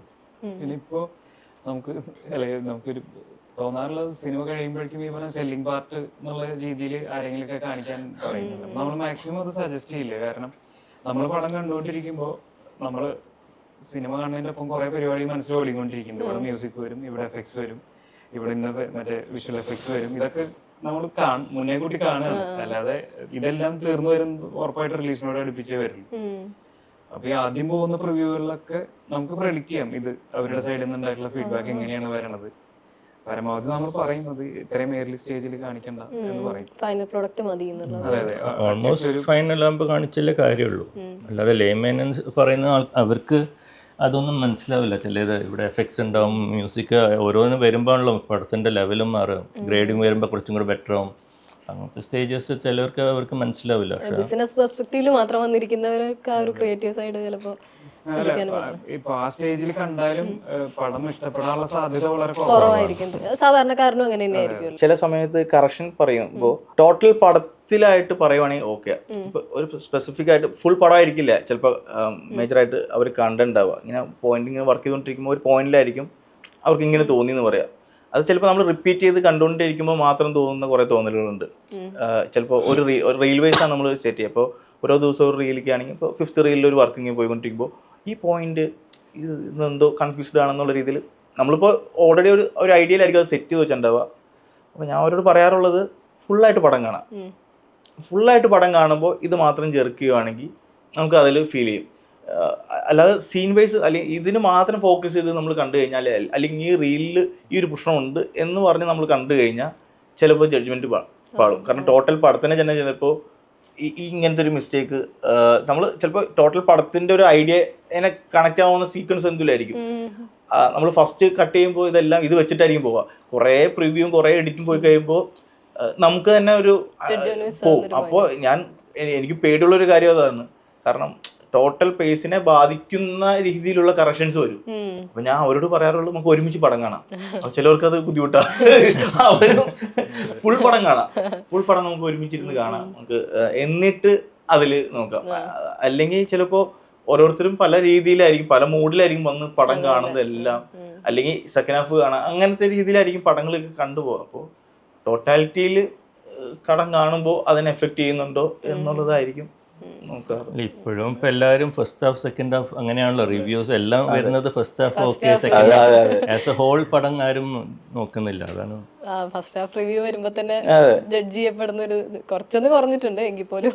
കാരണം അതൊരു ബിസിനസ് ഇപ്പോൾ ആ രീതിയിൽ റിവ്യൂ പറയുന്നതും കേൾക്കാനും ആൾക്കാർക്ക് ഭയങ്കര രസമാണ്. അങ്ങനെ ഒരു വലിയ പടത്തെ കളിയാക്കുന്നത് കേൾക്കാൻ ഭയങ്കര രസമാണ് ആൾക്കാർക്ക്. എനിക്ക് തോന്നുന്നു നമുക്കും മുമ്പൊന്നും നമ്മൾ അങ്ങനെ ഫസ്റ്റ് ഹാഫ് ഇങ്ങനെ ഉണ്ട്, ബാക്കി ഞാൻ കണ്ടിട്ട് പറയാവുന്ന ഒരു മെസ്സേജ് അയക്കുന്ന പരിപാടി എനിക്ക് ഓർമ്മയില്ല ഇപ്പൊ. പക്ഷെ നമ്മൾ അത് ശീലിച്ചു, ഫസ്റ്റ് ഹാഫ് വരെ എങ്ങനെയുണ്ട്, ബാക്കി കണ്ടിട്ട് പറയാട്ടോ കേരട്ടെ. പ്രൈതേന്റെ തന്നെ വടക്കൻ സെൽഫി എന്നുള്ള പടത്തില് അതിനെ ട്രോളിട്ട് ഒരു സീൻ ആ കാലത്തൊക്കെ ആണ് പിന്നെ അത് കൂടുതലായിരുന്നു. അതെ അതെ അതെ. നമുക്കിപ്പം ആസ് എഡിറ്റേഴ്സ് നിങ്ങൾക്ക് ചില പടങ്ങൾ കണ്ടിട്ട് ഇതിൽ എഡിറ്റിംഗ് ആണ് ഈ സിനിമയുടെ നട്ടല് അങ്ങനെ ഫീൽ ചെയ്തു. ഇപ്പം മലയാളം ആവണമെന്നില്ല, അന്യഭാഷയൊക്കെ എപ്പോഴും അല്ലെങ്കിൽ പണ്ടായാലും ഇപ്പം നോർമൽ സാധാരണക്കാരെന്നുള്ള രീതി എഡിറ്റിങ്ങിലൊക്കെ കിടക്കുന്ന മുമ്പായാലും ഒരു സിനിമ എപ്പോഴും എഡിറ്റിംഗ് കൊണ്ട് ഉയർന്നു നിൽക്കുന്നു എന്ന് തോന്നിയിട്ടുണ്ടോ? മനസ്സിൽ എങ്ങനെ തോന്നിയിട്ടില്ല? നമ്മളിപ്പോൾ മെയിനായിട്ട് എനിക്ക് വിപ്ലാഷ് അത് ഭയങ്കര ഇഷ്ടമുള്ള പടമായിരുന്നു. അത് എഡിറ്റ് വൈസും അത് ഓസ്കാർ ബെസ്റ്റ് എഡിറ്റിംഗ് കിട്ടിയ പടമാണ്. അപ്പം അങ്ങനെ കുറേ പടങ്ങളുണ്ട്. പക്ഷെ നമ്മളിപ്പോൾ കാണുമ്പോൾ തന്നെ ഓരോ പടം നമ്മൾ എൻജോയ് ചെയ്യാൻ നോക്കണം, അല്ലാതെ എഡിറ്റിംഗ് ആയിട്ട് നോക്കാൻ തുടങ്ങിയാൽ പിന്നെ പടം എൻജോയ് ചെയ്യാൻ പറ്റില്ല. അതാണ് പ്രോബ്ലം. എഡിറ്റിംഗ് അറിയാതെ എഡിറ്റിംഗ് പറയുന്നത് സ്മൂത്ത് ആയിട്ട് പോകണം, അതാണല്ലോ ഇൻവിസിബിൾ ആയിട്ട് പറയുന്നത്. അത് സ്മൂത്ത് ആയിട്ട് ജേർക്കില്ലാണ്ട് ആൾക്കാർ കാണണം. അപ്പോൾ അതിന് വേണ്ടിയിട്ട് കുറേ എഫക്ട്സും ഗിമിക്സൊക്കെ ചെയ്യുന്നത് ഞാൻ എപ്പോഴും ഒരു കട്ട് പറയുന്നതാണല്ലോ എപ്പോഴും ഒരു സ്മൂത്ത് ട്രാൻസിഷൻ. അപ്പോൾ അതിൻ്റെ ഫ്ലോയിൽ നമ്മൾക്കൊരു ഡിസ്ട്രാക്ഷൻ ഇല്ലാണ്ട് പടം കാണാൻ പറ്റുക, അതാണ് മെയിനായിട്ട് ഒരു എഡിറ്റിങ്ങിൻ്റെ സക്സസ് പറയുന്നത്. നമുക്ക് ഇഷ്ടപ്പെടുന്ന ഏതൊരു നല്ല സിനിമയും നല്ലൊരു എഡിറ്റ് ആയിരിക്കും. ഫസ്റ്റ് വാച്ചിൽ നമ്മൾ ഓക്കെ ഇത് എഡിറ്റ് വേറെ, മ്യൂസിക് വേറെ, പിന്നെ വിഷ്വൽ ഇതൊന്നും അറിയാണ്ട് ഒരു പ്രോപ്പർ ഒരു എന്താ പറയുക ഒരു ഇൻവിസിബിൾ ഇത് പോകുന്നുണ്ടെങ്കിൽ ഗുഡ് എഡിറ്റ്. പക്ഷെ നിങ്ങളിപ്പോ ഒരു പ്രൊഫഷണൽസ് എന്നുള്ള രീതിയിൽ ചിലപ്പോ പുറത്തുള്ള വർക്കുകളെയൊക്കെ അങ്ങനെ കാണുന്ന അങ്ങനെ ഇപ്പൊ ഞാൻ കൂടുതലും ഫസ്റ്റ് വാച്ചിൽ പോകുമ്പോ ആസ് എൻ ഓഡിയൻ അങ്ങനെ കാണാന്നുള്ളതേ ഉള്ളൂ. പിന്നെ ഓക്കെ നമ്മൾ രണ്ടാമത്തെ തവണ കാണുന്നുണ്ടെങ്കിൽ ഒബ്വിയസ്ലി നമ്മൾ ഇത് നോട്ട് ചെയ്യും. പക്ഷെ ആദ്യത്തെ വാച്ചിൽ ആ ഒരു മൈൻഡ് സെറ്റില് കാണാൻ നിൽക്കില്ല. അത് നല്ലതാണെങ്കിൽ ഒബ്വിയസ്ലി പടം വർക്കായില്ലെങ്കിൽ പിന്നെ നമ്മള് തുടങ്ങും. അതെ, ചില സമയത്ത് നമുക്ക് പടം കാണാന്ന് പറഞ്ഞാണല്ലോ ഭയങ്കര ഇഷ്ടമുള്ളൊരു കാര്യം. തിയേറ്ററിൽ പോയി പടം കാണാം, ചിലര് തിയേറ്ററിൽ ടൈം ലൈനാ കാണാം.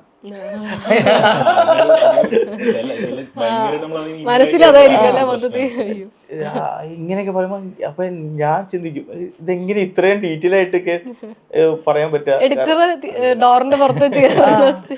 ഈ ടൈമിലും കാണണമല്ലോ ചില ആൾക്കാർ. ചിലപ്പോൾ ഫസ്റ്റ് ഷോ പടം കാണാൻ പോകുമ്പോൾ നമ്മൾ തൊട്ടടുത്തിരിക്കുന്നത് ചിലപ്പോൾ റിവ്യൂ ഒക്കെ ചെയ്യുന്നതും ചേട്ടന്മാരായിരിക്കും. അവർ നോക്കിയിട്ട് ടൈപ്പ് ചെയ്തോണ്ടിരിക്കുന്നതാണ്, പടമല്ല ശ്രദ്ധിക്കുന്നത്, പടത്തിന്റെ മൂടല്ല. അവരുടെ ബിസിനസ് ആണല്ലോ. 20 മിനിറ്റൊക്കെ സിനിമയെ കുറിച്ച് പറയണെങ്കിൽ അത്രയും ചിലത് നമ്മൾ മറന്നു പോവല്ലോ.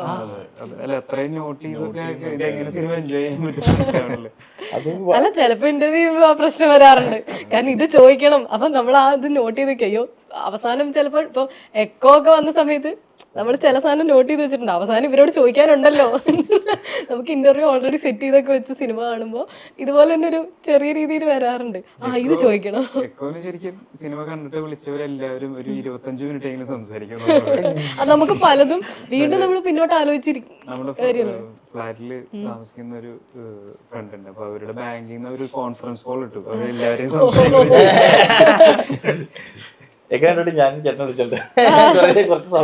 ഞാൻ പിന്നെ കണ്ട ഉടനെ തിയേറ്ററിൽ നിന്ന് ഇറങ്ങിയ മുന്നിലുണ്ടായിരുന്നു. അതുകൊണ്ട് ഉടനെ തന്നെ ഞാൻ പറഞ്ഞു കോംപ്ലിമെന്റ്. അതുപോലെ സാധാരണക്കാർ തന്നെ പറയുന്ന ഞാനിപ്പോൾ കേൾക്കാൻ തുടങ്ങിയിട്ടുണ്ട്. അതായത് ആ സിനിമ കുളമാക്കിയത് അതിൻ്റെ എഡിറ്റാ എന്നൊക്കെ വളരെ നോർമലി ഇപ്പൊ പറയാറുണ്ട്. അങ്ങനെ ഒരു സംഭവം ഉണ്ടോ? എഡിറ്റ് കൊണ്ട് മാത്രം ഒരു സിനിമ മോശമാവോ? ചിലപ്പോ പല റീസൺസ് ഉണ്ടാവും. പക്ഷെ നമ്മള് നോക്കുന്ന സമയത്ത് നമുക്ക് ആദ്യം അറിയുന്ന ഒരു പരിപാടി എന്താ പറയാ, ഡയറക്ടർക്ക് ഇഷ്ടമില്ലാത്തൊരു വേർഷൻ എന്തായാലും എഡിറ്റർക്ക് ചെയ്യാൻ പറ്റില്ല. ഫൈനൽ പ്രൊഡക്റ്റ് എല്ലാവരും ഓക്കെ ആക്കിയതായിരിക്കും അല്ലേ? പിന്നെ ആളുകൾ എല്ലാ ദിവസവും മൊബൈലിൽ റീൽ എഡിറ്റ് ചെയ്യുന്നവരുണ്ട്. പല കാര്യങ്ങളും ഫാസ്റ്റ് ആണല്ലോ. മൊബൈലിൽ ഇങ്ങനെ സ്വൈപ്പ് ചെയ്യുമ്പോൾ തന്നെ ഇത്രയും ഫാസ്റ്റ് ആയിട്ട് ഇൻഫർമേഷൻ വന്നുകൊണ്ടിരിക്കുക. പണ്ട് നമുക്കൊരു ഇൻഫർമേഷൻ കാണണമെങ്കിൽ, ഒരു വാർത്ത കാണണമെങ്കിൽ ആ ചാനലിലുള്ള ഫുൾ പരിപാടിയും കണ്ട് ആ വാർത്തയ്ക്ക് വേണ്ടി നമ്മൾ ടൈം സ്പെൻഡ് ചെയ്യും. ഇപ്പം നമുക്ക് ആവശ്യമുള്ള എന്താണോ അത് ഒന്നിൽ സെർച്ച് ചെയ്ത് കണ്ടെത്താം. അത്രയും ഫാസ്റ്റ് ആൾക്കാർ. ഇപ്പോൾ KGF എന്നൊക്കെ പറഞ്ഞ പടം എന്ന് പറഞ്ഞു കഴിഞ്ഞാൽ ഒരു സീനിൽ തന്നെ 3 കാര്യങ്ങളൊക്കെ പറഞ്ഞിട്ട് പോകണേ. ഇത്രയും ഫാസ്റ്റ് ആയിട്ടുള്ള ഒരു പരിപാടി ആൾക്കാർക്ക് ഇഷ്ടമാണ്. അപ്പോൾ അങ്ങനെ ആൾക്കാർക്ക് ഭയങ്കര ജഡ്ജ്മെന്റാ ഈ പരിപാടി ഇവിടെ ലാഗാണെന്നൊക്കെ പറയുമ്പോഴും ഇവർക്കൊരു ഇത്രയും കാലം പടം കണ്ടൊരു എക്സ്പീരിയൻസ് ഇവർക്കുണ്ടല്ലോ. ഇവർക്കറിയാം ഈ പടം തുടങ്ങുമ്പോൾ ഈ പടം എങ്ങനെയാ പോവുക, ഇതിന്റെ മീറ്റർ എന്താണ്. കാരണം ഏത് ജോണർ പടമാണെങ്കിലും നമ്മൾ കണ്ട് ശീലിച്ചിട്ടുള്ള ഒരു സാധനം കൊണ്ട് അതിനെ സർപ്രൈസ് ചെയ്യുമ്പോഴാണ് അവർക്കും ഇഷ്ടപ്പെടുക. അല്ലെങ്കിൽ അതിലേക്ക് അവരുടെ ആ എക്സ്പീരിയൻസിനെ നമ്മൾ മീറ്റ് ചെയ്യുന്ന സ്ഥലത്തേക്ക് എത്തിക്കുമ്പോഴായിരിക്കുമല്ലോ അവരുടെ സന്തോഷം ആ സിനിമ നല്ലതെന്ന് പറയുക. അല്ലെങ്കിൽ അതിൻ്റെ അത്രയും പ്രതീക്ഷ എത്താതെ വരുമ്പോഴാണ് അവർ കൂടുതലും മോശമെന്ന് പറയുക. അതിൻ്റെ ഓരോ ഡിപ്പാർട്ട്മെന്റിനെയും പ്രശ്നങ്ങൾ കണ്ടെത്തുക. ആൾക്കാർ അത്രയും ക്ലവറാണ്. കാരണം പല പല മേഖലകളിൽ ജോലി ചെയ്യുന്നവരുണ്ട്, ഒരുപാട് സിനിമകൾ കാണുന്നവരുണ്ട്. എപ്പോഴും നമ്മൾ എവിടെ പോയാലും ട്രെയിനിൽ എവിടെ പോയാലും ആൾക്കാർ മൊബൈലിലിരുന്ന് പടങ്ങൾ കണ്ടുകൊണ്ടിരിക്കുകയായിരിക്കും. അല്ലെങ്കിൽ മിക്കവരും, എല്ലാവരും എന്നല്ല, മോസ്റ്റ്ലി എല്ലാവരും എന്തെങ്കിലും സിനിമ കാണും. അപ്പോൾ ഞാൻ തന്നെ ഞെട്ടിപ്പോവും. ഈ പടമൊക്കെ നമ്മൾ ഒരിക്കലും കാണാത്ത പടങ്ങളൊക്കെയായിരിക്കും ഒരു മൊബൈലിൽ കാണുന്നത്. 2x സിനിമ കാണുന്നുണ്ട്. അപ്പൊ ആ ഓപ്ഷൻ ഉണ്ടല്ലോ നെറ്റ്ഫ്ലിക്സ് ആണെങ്കിലും പ്രൈമിലാണെങ്കിൽ നമുക്ക് സ്പാൻ കുറഞ്ഞതിന്റെ പ്രശ്നം ഫസ്റ്റ് റെഫർ ചെയ്യാൻ ഞാനൊക്കെ 2x കാണാറുണ്ട്.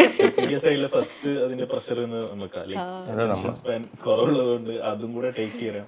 പണ്ട് ലൈക്ക് ആ പ്രശ്നമില്ല, എന്താണ് അതിന്റെ മൂഡിന് മാത്രം നോക്കിയാൽ മതി. ഇപ്പൊ ഓക്കെ ഇവിടെ അറ്റൻഷൻ പോവോ, ലൈക്ക് അവിടെ എന്ത് ചെയ്യാൻ പറ്റും, ലൈക്ക് അങ്ങനെയാണ് നമ്മള്.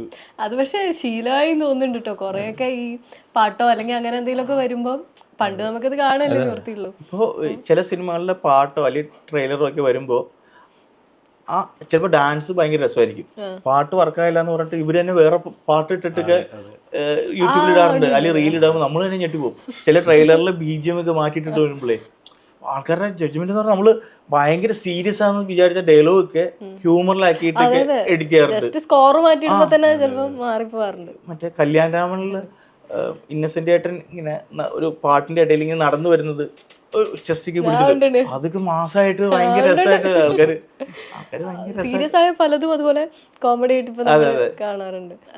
പോസ്റ്റ് പ്രൊഡക്ഷന് എപ്പോഴും പറയുന്നത് അതിന് വേണ്ടത്ര ഒരു ഇൻവെസ്റ്റ്മെന്റ് സമയത്തിലായാലും മണി ആയാലും ഉണ്ടാവാറില്ല. കോംപ്രമൈസ് ആയി പോകുന്ന എല്ലാത്തിലും ഇനഫ് സ്പെൻഡ് ചെയ്ത് കഴിഞ്ഞ് കോംപ്രമൈസ് ആയി പോകുന്നത് പോസ്റ്റ് പ്രൊഡക്ഷനാണ് പലരുടെയും പരാതി കേൾക്കാറുണ്ട്. നിങ്ങളുടെ ഒരു എക്സ്പീരിയൻസിൽ എങ്ങനെയാണ്? ഇപ്പോൾ പോസ്റ്റ് പ്രൊഡക്ഷൻ അതിനാണ് മെയിനായിട്ട് ടൈം കൊടുക്കേണ്ട ഒരു സാധനം. നമ്മൾ ഇത്ര സ്പെൻഡ് ചെയ്ത് ഷൂട്ട് ചെയ്ത് എല്ലാം പ്രഷേഴ്സ് എല്ലാം ചെയ്തിട്ട് ലാസ്റ്റ് ഫൈനൽ കാണാൻ പോകുന്നത് നമ്മൾ എഡിറ്റ് ചെയ്ത് ഫൈനൽ മിക്സ് ചെയ്ത സാധനമാണല്ലോ ഫൈനൽ കാണാൻ പോകുന്നത്. അപ്പോൾ അവിടെ ടൈം കിട്ടിയിട്ടില്ലെങ്കിൽ നമ്മൾ എഡിറ്റിൽ തന്നെ ഓരോ എഫക്ട്സും ഇതൊക്കെ വെച്ചിട്ട് കട്ട് ചെയ്തിട്ടുണ്ടാവുക. സൗണ്ട് എഫക്ട്സിൽ സൗണ്ട് കട്ടും അങ്ങനെ കുറേ കാര്യങ്ങൾ ചെയ്തിട്ടുണ്ടാവും. പക്ഷെ അതെല്ലാം ഫൈനൽ മിക്സ് ടൈമിൽ അതിനൊന്നും ടൈം ഉണ്ടാവാറില്ല യൂഷ്വലി. ചിലത് ഡേറ്റ് ഫിക്സ് ചെയ്ത ടൈം അങ്ങനത്തെ റിലീസ് ഡേറ്റ് ഒക്കെ ഫിക്സ് ചെയ്ത് കഴിഞ്ഞാൽ പിന്നെ ലാസ്റ്റ് നമ്മൾ ഇവിടെ എഡിറ്റിൽ എന്ത് ചെയ്തിട്ടും കാര്യമില്ല. ഫൈനലി മിക്സ് ചെയ്ത സാധനമാണല്ലോ ഇപ്പം ആൾക്കാർ കാണാൻ പോകുന്നത്. ആ ടൈമിൽ അതിന് നല്ല ടൈം കൊടുക്കണം. ഈവൻ സൗണ്ട് ഡിസൈനിങ് അതൊക്കെ ഇമ്പോർട്ടൻ്റ് ആണ്. ഇപ്പോൾ ആൾക്കാരൊക്കെ നോട്ട് ചെയ്യുന്ന സാധനമാണ്. റിലീസ് ഡേറ്റ് ഇതുപോലെ ഫിക്സ് ചെയ്ത് നിങ്ങൾ ചെയ്തു വെച്ചോളൂ എന്നുള്ള അതാണ്. അപ്പം അവിടേക്ക് ഇമ്പോർട്ടൻസ് കൊടുക്കണം. പോസ്റ്റ് പ്രൊഡക്ഷൻ പറഞ്ഞ സാധനം സൗണ്ട് ആയാലും ഈവൻ ഗ്രേഡിങ് എല്ലാം നമ്മളിപ്പോൾ ഫൈനൽ കാണാൻ പോകുന്നത് ഇത്ര സ്പെൻഡ് ചെയ്ത് എഡിറ്റ് എല്ലാം ഷൂട്ട് ചെയ്യാനൊക്കെ ഇത്ര വലിയ ക്യാമറ അത് എല്ലാം യൂസ് ചെയ്യും. പക്ഷെ ഫൈനൽ മിക്സിങ് ടൈമാണ് മെയിനായിട്ട് കൊടുക്കേണ്ടത്. Mixing, sound designing. ഇപ്പോൾ എഡിറ്റിൽ അത്യാവശ്യം ടൈം കിട്ടിയിട്ടുണ്ടെങ്കിൽ ഇപ്പം നമ്മൾ ചിലപ്പോൾ ഒരു ഓഡിയോ സ്കേപ്പ് നമ്മൾ എന്താ കൺസീവ് ചെയ്തിട്ടുണ്ടാവും.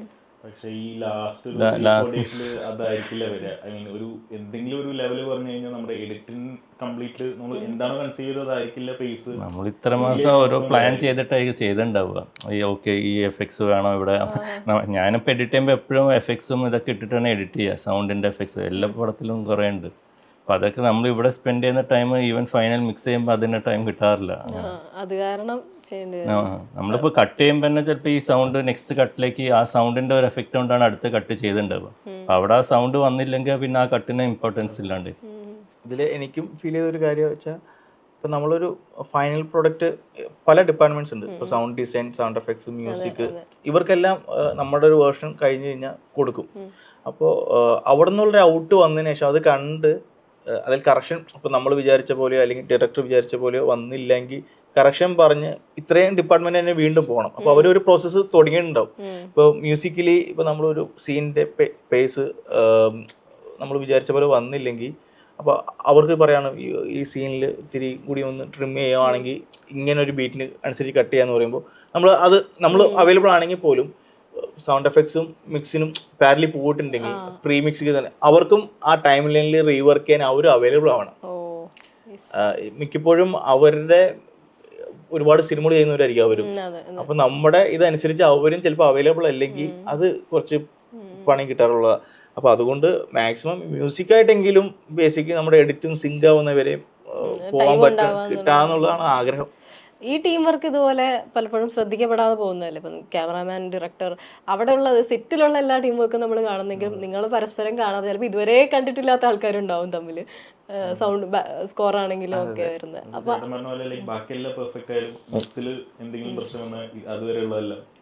നമ്മളിപ്പോൾ എല്ലാവരും ഒരു പടം എങ്ങനെയെങ്കിലും മാക്സിമം നന്നാക്കണം വിചാരിച്ചാൽ എല്ലാവരും ചെയ്യും. ടീം വർക്ക് ആണല്ലോ.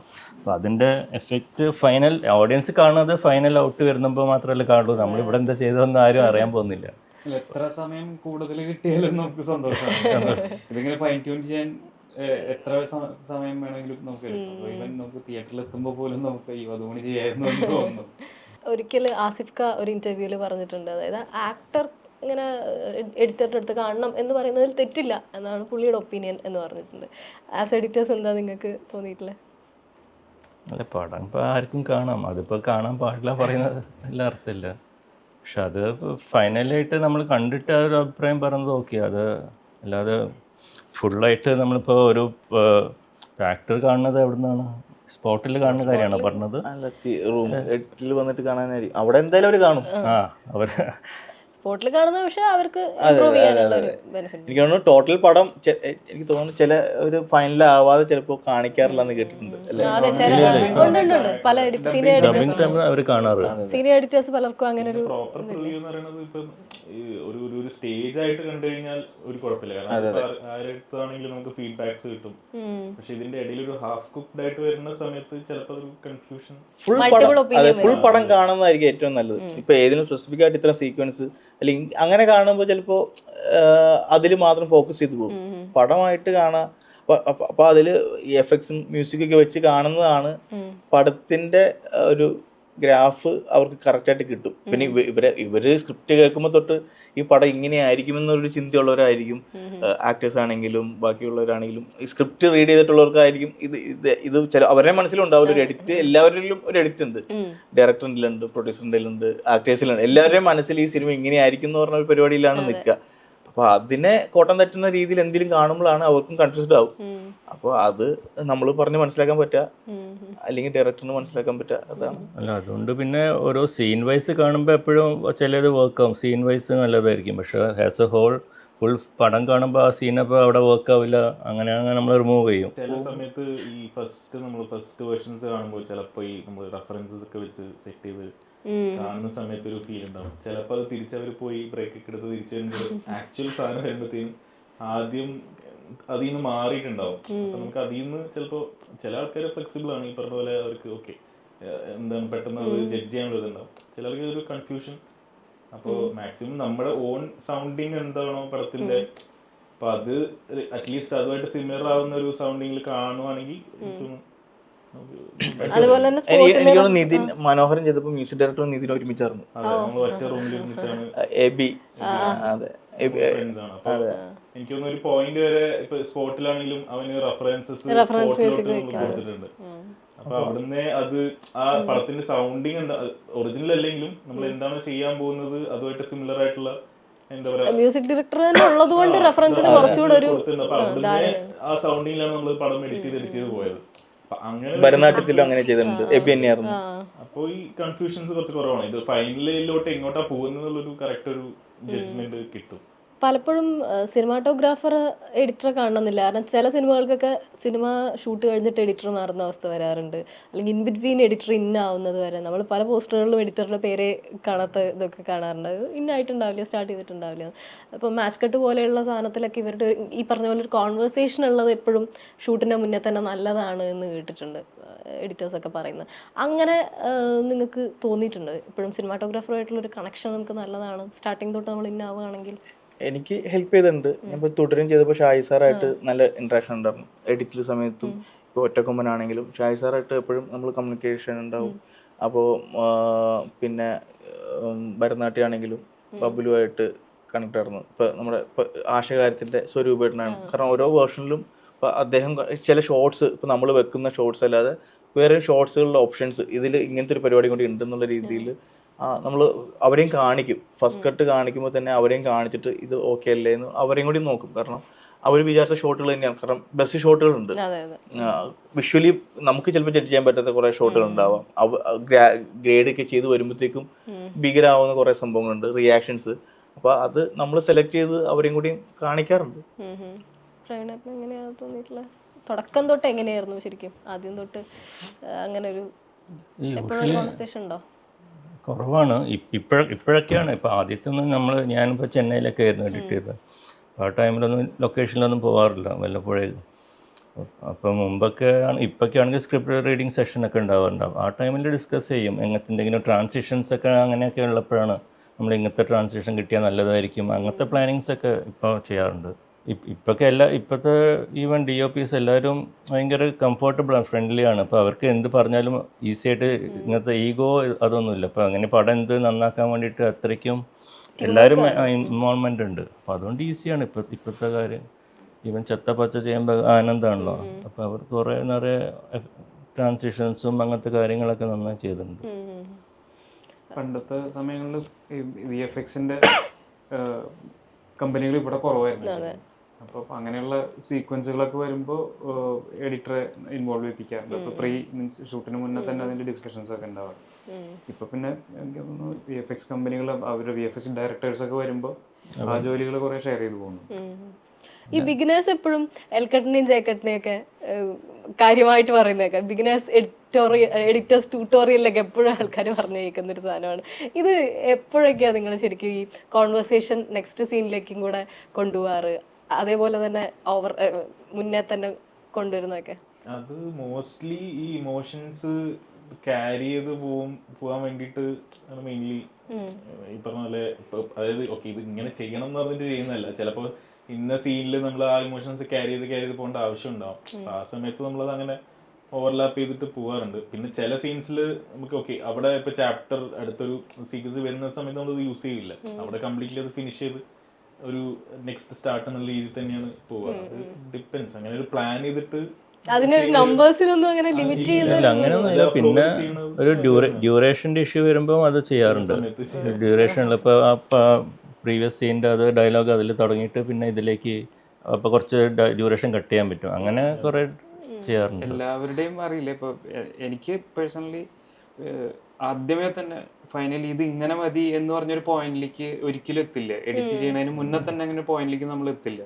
ഇത് ചെയ്ത് നമ്മൾ ഓരോ സ്റ്റേജിലും ഇമ്പ്രൂവ് ചെയ്തുകൊണ്ടിരിക്കും. ഇത് ഇപ്പൊ പലരും പറയുന്നതെന്ന് വെച്ചാൽ ഡിലീറ്റഡ് സീൻ വന്നതുകൊണ്ട് എൻ്റെ ഭാഗം കാണാൻ പറ്റി, അല്ലെങ്കിൽ എൻ്റെ ഭാഗം ഞാൻ തിയേറ്ററിൽ പോയി കണ്ടപ്പോൾ പോയി എന്നൊക്കെ പറയുന്നുണ്ട്. മുമ്പ് ഒരു സീനിയർ എഡിറ്റർ പറഞ്ഞിരുന്നു പലരുടെയും ജീവിതം തന്നെ നമ്മൾ മാറ്റുന്നു. കാരണം ഒരു സീൻ സ്ക്രീനിൽ കാണുന്നതോട് ചിലപ്പോൾ ആൾ വൈറലാവാം, ആ സീൻ പിന്നെ റീലായിട്ട് വരാം.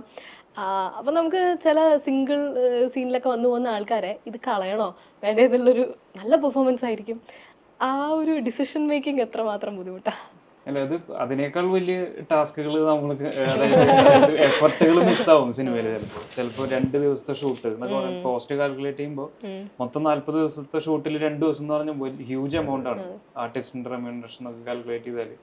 അപ്പോൾ ചിലർക്ക് അത് ഭയങ്കര പ്രശ്നമാണ്, എഫർട്ട് മിസ്സാവുന്നത്.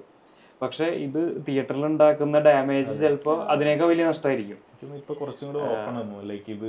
ഈ ആൾക്കാരുടെ അറ്റൻഷൻ സ്പാൻ കുറഞ്ഞതുകൊണ്ട് എല്ലാവരും ഓക്കെ പെട്ടെന്ന് കൺവിൻസ് ആവുന്നുണ്ട്. ഇത് പോവാന്ന് പറയുമ്പോൾ അവർക്കൊരു കുഴപ്പമില്ല. പടം തുടങ്ങുമ്പോൾ തന്നെ എഴുതി കാണിക്കും ഈ സിനിമയിൽ ആഗ്രഹിച്ചു വന്നവരുടെ ക്ഷമ ചോദിക്കും. നമ്പറൊക്കെ തേടി പിടിച്ച് വിളിച്ചവരൊക്കെ ഉണ്ട് കേട്ടോ. തിയേറ്ററിൽ വന്നപ്പോ മിസ്സായി, അത് OTT വരുമ്പോ അതൊന്ന് ഇൻക്ലൂഡ് ചെയ്യാൻ പറ്റുമെന്നൊക്കെ ചോദിച്ചിട്ട് വിളി വരും. അല്ല, അത്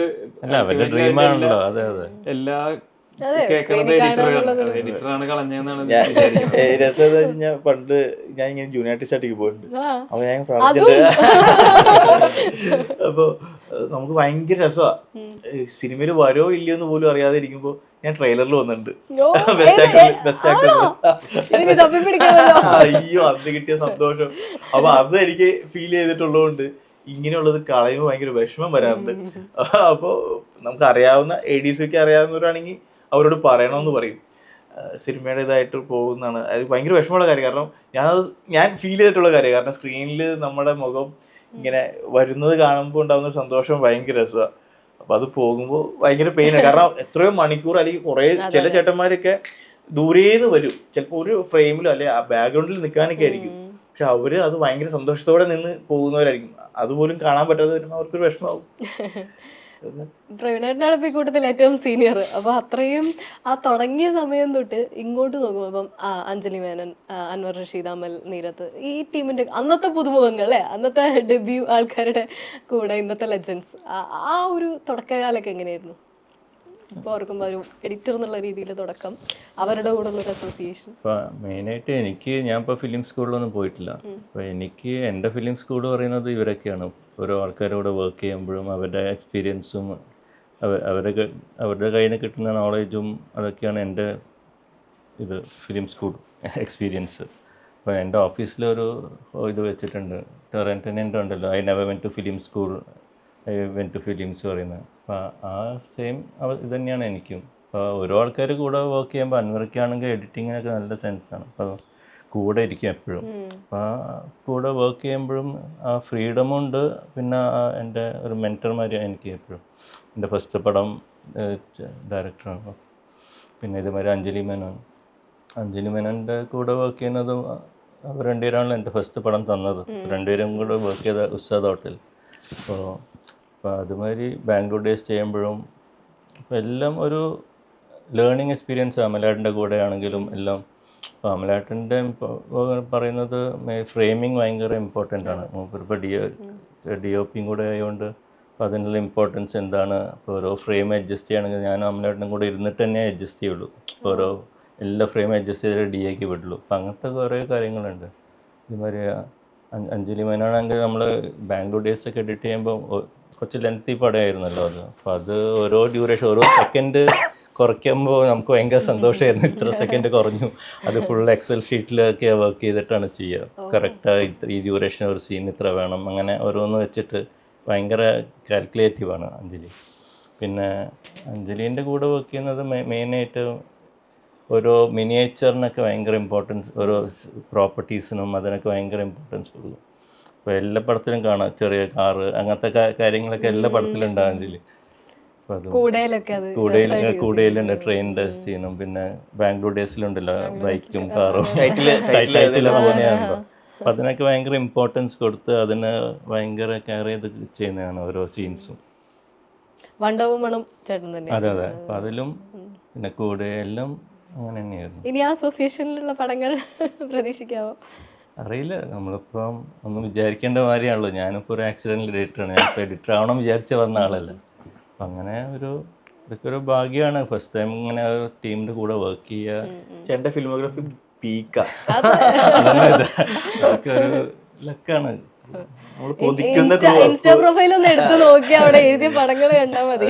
ചേട്ടന്റെ ക്രൂ അല്ല വന്ന ക്രൂ ആണെങ്കിലും കിട്ടിയതെല്ലാം കിടിലമാണ് പടങ്ങളാണ്. ആ ഓരോ കാലത്തും ഓരോ വർഷവും ഞാൻ ഫസ്റ്റ് പടം അഞ്ജലി മേനോൻ, അൻവർ റഷീദൊക്കെ പറഞ്ഞപ്പോൾ തന്നെ എനിക്ക് ഇത് ഇപ്പം എന്താണ് അതിൻ്റെ ഇമ്പോർട്ടൻസ് അത്ര മനസ്സിലായി. ഫസ്റ്റ് പടമാണ് ചെയ്യുന്നത്.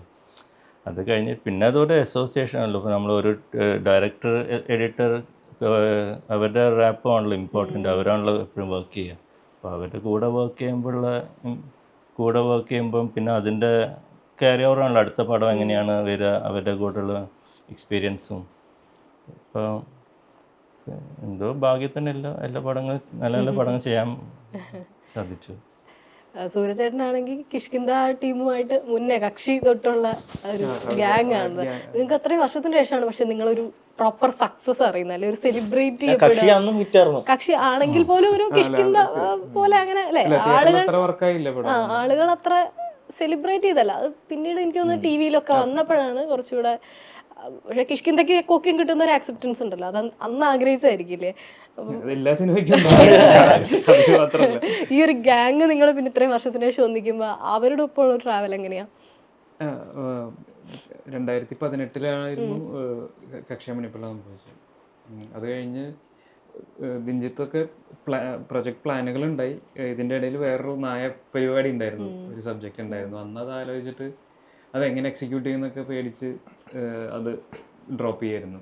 അത് കഴിഞ്ഞ് പിന്നെ കോവിഡ് വന്നു, മൊത്തം ഐഡിയകൾ മാറി, വേറെ കുറേ പ്രൊജക്റ്റുകളുടെ ഡിസ്കഷനൊക്കെ സംഭവിച്ചു. അത് കഴിഞ്ഞ് കിഷ്കിന്ധാഖണ്ഡം സംഭവിച്ചു കഴിഞ്ഞിട്ടാണ് ഇത് തന്നെ. ഇത് കമ്പയർ ചെയ്ത് നോക്കുമ്പോൾ മറ്റേത് വളരെ ഈസി പ്രൊജക്റ്റ് ആയിരുന്നു ശരിക്കും. കക്ഷമണി പിള്ളയുടെ ആക്ച്വലി തുടക്കത്തിൽ ഞാനായിരുന്നില്ല എഡിറ്റർ, വേറെ ആരോ ആയിരുന്നു. അങ്ങനെ എന്തോ പെട്ടെന്നൊരു ദിവസം അങ്ങനെ അവരുടെ പ്രീ ഡിസ്കഷനുകളിൽ ഈ സ്ക്രിപ്റ്റ് എഡിറ്റിംഗ് കൊണ്ടുള്ള പരിപാടിക്ക് വേണ്ടിയിട്ട് ഒരു ദിവസം അങ്ങനെ വിളിച്ചാണ്. അങ്ങനെ അവിടെ പോയി തലശ്ശേരി പോയി ഒരു ദിവസം അവരുടെ സ്പേസിൽ പോയി സംസാരിച്ച് ആ മീറ്റിംഗ് കഴിഞ്ഞപ്പോൾ തന്നെ പരിപാടി ഭയങ്കര ഓക്കെ ആയിരുന്നു. അങ്ങനെയാണ് പിന്നെ ഇത് കഴിഞ്ഞ് എക്കോയിലും കിഷ്കിന്ധാഖണ്ഡത്തിലും വരുന്നത്. അതിന്റെ ഇടയിൽ കുറെ ഡിസ്കഷൻസ് നടന്നു, കുറെ സ്ക്രിപ്റ്റ് ഡിസ്കഷൻ നടന്നു. സിനിമയായത് കിഷ്കിന്ധാഖണ്ഡമായിരുന്നു. ഷഫീഖാക്ക് നിഷാദ് ഖാന്റെ ഒരു പ്രസൻസ് തുടക്കത്തിൽ ഉണ്ടാവും, പിന്നീട് അതൊരു നമ്മളുടെ മാത്രം റെസ്പോൺസിബിലിറ്റി ആയിട്ട് വലിയൊരു ഭാരം അല്ലേ? അത് ഒരേ സമയം സന്തോഷം, അതേ സമയം അതെ, നിഷാദ് ഖാൻ പോയി കഴിയുമ്പോൾ വലിയൊരു ഉത്തരവാദിത്വം നടന്നു. അപ്പോൾ അതിൻ്റെ ഒരു ടെൻഷനും സന്തോഷം, അങ്ങനത്തെ ഒരു വലിയ പരിപാടിയായിരുന്നു അത്. നമുക്കൊരു വലിയ ഉത്തരവാദിത്വം വരുന്നു, പക്ഷേ എന്നാൽ അതെ, അത് എനിക്ക് ആകെ ഉണ്ടായിരുന്നൊരു ഇത് വലിയ പടങ്ങൾ ചെയ്തിട്ടുള്ളത്. അപ്പോൾ അദ്ദേഹത്തിൻ്റെ ഒരു പടം നമ്മൾ അതിലേക്ക് നമ്മൾ കയറുമ്പോൾ അദ്ദേഹത്തിനൊരു മോശപ്പേരാവരുത് എന്നുള്ളൊരു പ്രാർത്ഥന മാത്രമേ ഉണ്ടായിരുന്നുള്ളൂ. ആ ഒരു സമയത്ത് ഇമോഷൻസ് എല്ലാം മാറ്റി വെച്ചാൽ എല്ലാവരും ഉറ്റു നോക്കിയിട്ടും ഉണ്ടായിരുന്നു. അതെ അതെ, കാരണം സിനിമ വർക്കായില്ലെങ്കിൽ എനിക്ക് ടെൻഷൻ ഉണ്ടായിരുന്നു, അത് നമ്മളിൽ മാത്രം ഒരു ഇതാവോ. കാരണം ആ ഫ്ലോയിനെ ബ്രേക്ക് ചെയ്യുന്ന രീതിയിലൊക്കെ എന്തെങ്കിലും സംഭവിച്ചു, എന്താ കാണിച്ചു വെച്ചെന്നൊക്കെ ചോദിച്ചു കഴിഞ്ഞാൽ നല്ലൊരു പടമായിരുന്നു, എഡിറ്റ് ചെയ്ത് നശിപ്പിച്ചു എന്നൊക്കെ പറഞ്ഞു കഴിഞ്ഞാൽ നേരത്തെ പറഞ്ഞായിരുന്നല്ലോ നമ്മൾ ഇങ്ങനെ ആൾക്കാർ പറയുന്നു, അങ്ങനത്തെ ഒരു ടെൻഷൻ ഉണ്ടായിരുന്നു. പിന്നെ ചരൺ ചേട്ടനും ഡിനി സാറൊക്കെ നല്ല സപ്പോർട്ടായിരുന്നു, അവരുടെ ധൈര്യമായിരുന്നു നമുക്ക്. പിന്നെ ഇതുപോലത്തെ ഒരു അവസരം നമുക്ക് എപ്പോഴും കിട്ടിയെന്ന് വരില്ല. അപ്പോൾ അത് മാക്സിമം നമ്മൾ അതിൽ വർക്ക് ചെയ്യുക, എത്രത്തോളം റീവർക്ക് ചെയ്യാൻ പറ്റുമോ റീവർക്ക് ചെയ്യുക. ഡയറക്ടറും ബാക്കി ക്രൂ എല്ലാവരും ഹാപ്പി ആവുന്നവരെ വർക്ക് ചെയ്യുക എന്നുള്ളത് തന്നെയായിരുന്നു ഞാൻ ചരൺ ചേട്ടൻ ആദ്യം പറഞ്ഞത്. ചേട്ടൻ ഹാപ്പി ആവുന്നവരെ ഞാൻ വർക്ക് ചെയ്യുന്നു പറഞ്ഞു.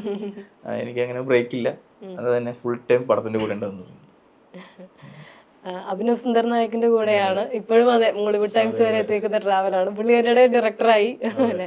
ഞാന് ബേസിക്കലി അതായത് എഞ്ചിനീയറിംഗ് ബാക്ക്ഗ്രൗണ്ടിൽ നിന്ന് വന്നിട്ട് ഈ പറഞ്ഞ പോലെ എഡിറ്റിംഗ്, ഫിലിം മേക്കിംഗ് അങ്ങനത്തെ ഇതിലോട്ട് എത്തിയ, ലൈക്ക് ടെക്നിക്കലി പഠിച്ചിട്ട് ഇതാക്കിയല്ല. അപ്പോൾ നമ്മൾ ഈ എന്താ കോളേജിൽ ഇരിക്കുന്ന സമയത്ത് ഈ പാരലലി ഷോർട്ട് ഫിലിംസും പിന്നെ ഈ പറഞ്ഞ പോലെ ഓരോ പരിപാടി ഉണ്ടാവും, പ്രൊമോ പരിപാടി, അങ്ങനെ എഡിറ്റ് ചെയ്ത് ഓക്കെ വീഡിയോ എഡിറ്റിംഗ് എന്നുള്ളൊരു എന്താ പറയുക ഇതിൽ നിന്ന് പിന്നെ പുള്ളിയുടെ കൂടെ അസോസിയേറ്റ് ആയിട്ട് വർക്ക് ചെയ്യും. ഞാൻ ഇൻഡിപെൻഡൻ്റ് ആവുന്ന പിന്നെ പുള്ളിയുടെ കൂടെ മാത്രമേ അസോസിയേറ്റ് വർക്ക് ചെയ്തിട്ടുള്ളൂ.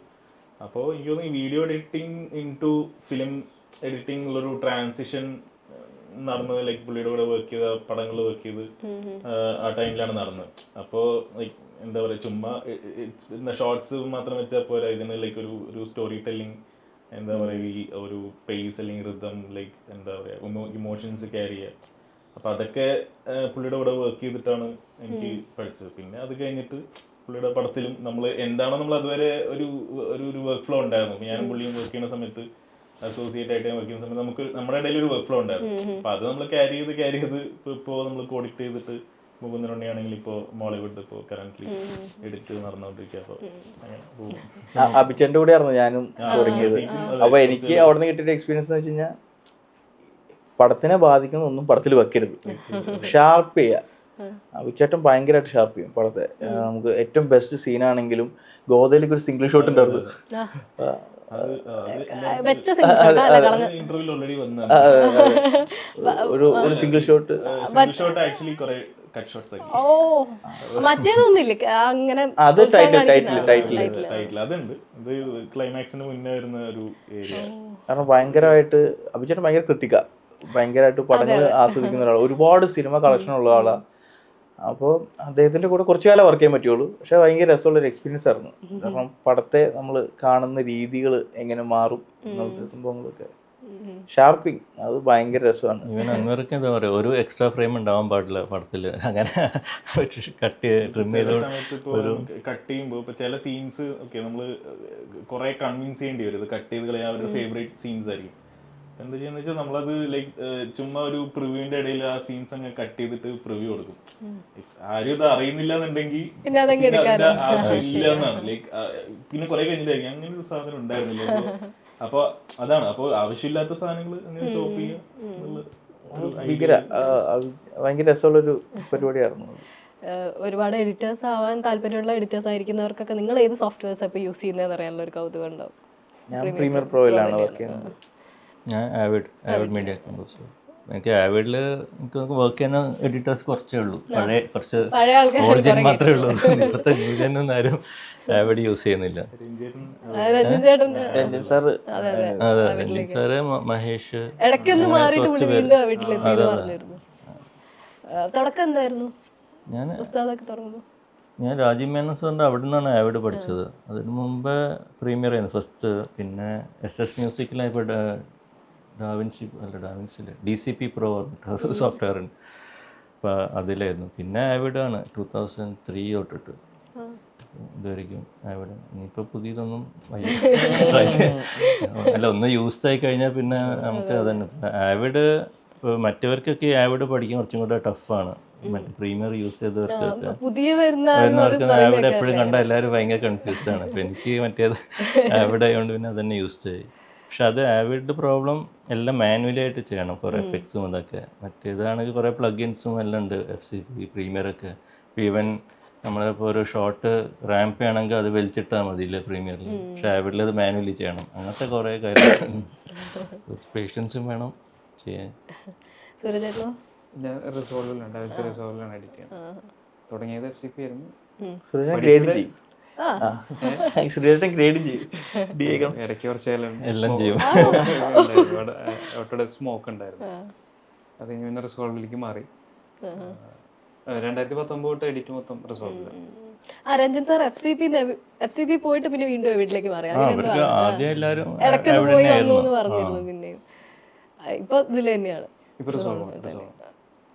പ്രീമിയർ അതിൽ യൂസ്ഡ് ആയതാണ് ബേസിക്കലി. ഇപ്പൊ പറഞ്ഞ പോലെ ഷോർട്ട് ഫിലിംസ് ആണെങ്കിലും നമ്മൾ ആ കാലത്ത് വർക്ക് ചെയ്യുന്ന സമയത്ത് ഇതിന്റെ എക്കോ സിസ്റ്റം ഭയങ്കര ആ സമയത്ത് എന്താ പറയുക, അഡോബിയും കുറച്ച് ഇതായിരുന്നു. ലൈക്ക് അവർ മാത്രം ഒരു മോണപ്പൊളി പോലെ അല്ല. ലൈക്ക് ഈ പറഞ്ഞ ആഫ്റ്റർ എഫക്ട്സ് കണക്ട് ചെയ്യാം, ഫോട്ടോഷോപ്പ്. അപ്പൊ നമ്മൾ തന്നെ VFX ചെയ്യണം, വേറെ ഡിപ്പാർട്ട്മെന്റ്സ് ഉണ്ടാവില്ല, നമ്മൾ തന്നെ ചെയ്യണം. അപ്പൊ ഇതൊക്കെ കണക്റ്റഡ് ആണ്. അപ്പൊ അതിന്റെ ഒരു എക്കോ സിസ്റ്റം എന്നുള്ള രീതിയിൽ അപ്പൊ അങ്ങനെ യൂസ്ഡ് ആയിട്ട് അതിൽ തന്നെ. പക്ഷെ ഇപ്പൊ നമ്മൾ അതിന്റെ ഫുൾ ഫീച്ചേഴ്സ് യൂസ് ചെയ്യുന്നുണ്ടോന്ന് ചോദിച്ചാൽ യൂസ് ചെയ്യുന്നില്ല. നമ്മൾ സോഫ്റ്റ്വെയർസ് ജസ്റ്റ് ഒരു ടൂള് പോലെയാണ്. നമ്മുടെ വേണ്ട പരിപാടി ചെയ്യാന്നുള്ളത് മാത്രമാണ്. ഞാൻ പ്രീമിയർ ആയത് അവിടെ നിന്നാ. അല്ല, നമുക്ക് ആരെ ആസ്ക് ചെയ്യാൻ പറ്റാന്ന് അറിയത്തില്ല എങ്ങനെ വർക്ക് ചെയ്യാമെന്നാണ്. അപ്പൊ ഞാൻ സൂര്യചേട്ടൻ്റെ അടുത്ത് ചോദിച്ചിട്ടുണ്ട്. എല്ലാവരും അന്ന് തിരക്കിലായിരുന്നു. അതുകൊണ്ട് ബേസിക് യൂട്യൂബ് നോക്കിയിട്ട് കുറെ എല്ലാത്തിന്റെയും ബേസിക് കാര്യങ്ങൾ നമ്മൾ പഠിച്ചിരുന്നത്. അപ്പൊ ഏതിൽ ഫോക്കസ് ചെയ്യണമെന്ന് അറിയില്ലായിരുന്നു. അങ്ങനെ ചെന്നപ്പോഴാണ് അഭിചേട്ടനെ അവിടെ പ്രീമിയറാ ചെയ്യുന്നത്. അപ്പൊ അന്ന് തൊട്ട് പ്രീമിയർ ആയിരുന്നു. ഞാന് ആദ്യം എഡിറ്റർ ഇന്റർവ്യൂ എടുക്കുമ്പോ അഭിചേട്ടൻ്റെ അടുത്ത് പോയിട്ടാണ് ചോദിച്ചത് ഇതിനെ പറ്റിയൊക്കെ. സൂര്യചേട്ടൻ അന്ന് FCP-ലായിരുന്നു, FCP 7-ലായിരുന്നു ആദ്യത്തെ വർഷം. FCP 7 കഴിഞ്ഞിട്ട് പിന്നെ 10 വന്നപ്പോ റിസോൾവിലേക്ക് മാറിയത്. ആവിഡൊക്കെ പിന്നെ എല്ലാം ഒറിജിനൽ ഇത് വാങ്ങണല്ലോ, അത് കോസ്റ്റ്ലി ആണ്. അതാണ് ആവിഡിന്റെ. ഞാൻ വർക്ക് ചെയ്ത് തുടങ്ങിയത് ആവിഡിലായിരുന്നു. ആവിഡ് എക്സ്പ്രസ് എന്ന് പറഞ്ഞിട്ട് ഒരു നൈസ് മർച്ചന്റ് ആയിരുന്നു. അവിടെ ചെന്നൈയിലൊക്കെ രാജീവ് മേനോൻ സാറും പിന്നെ കമൽ സാറും അവിടെ 2 പേരെ ഉണ്ടായിരുന്നുള്ളൂ. ആവിഡ് മണിരത്നം സാറുണ്ടായിരുന്നു. 3 പേരെടുത്ത അവിടെ കണ്ട പഴയ ഇൻസ്റ്റാൾ ചെയ്തിട്ടുള്ളത്. പ്രീമിയർക്ക് അത് പുറകെ ഇരുന്നവർക്ക് കണ്ടാൽ മനസ്സിലാവും എന്താ ചെയ്യണേ എന്താണെന്നുള്ളത്. അവിടെ പോയിരുന്നു കഴിഞ്ഞാൽ അതുകൊണ്ട് വേറെ ആരും പിന്നെ അധികം യൂസ്ഡ് ആയി കഴിഞ്ഞാൽ പിന്നെ നമ്മൾ മാറില്ല. അതാണ് എനിക്കതാണ്. ഏതെങ്കിലും ഒക്കെ സീനുകൾ സിനിമകളിൽ വാശി പിടിച്ചിട്ടുണ്ടോ? ഞാൻ ഇത് വെക്കും അല്ലെങ്കിൽ ഇത് വെക്കില്ല എന്ന് പറയുന്ന രീതി?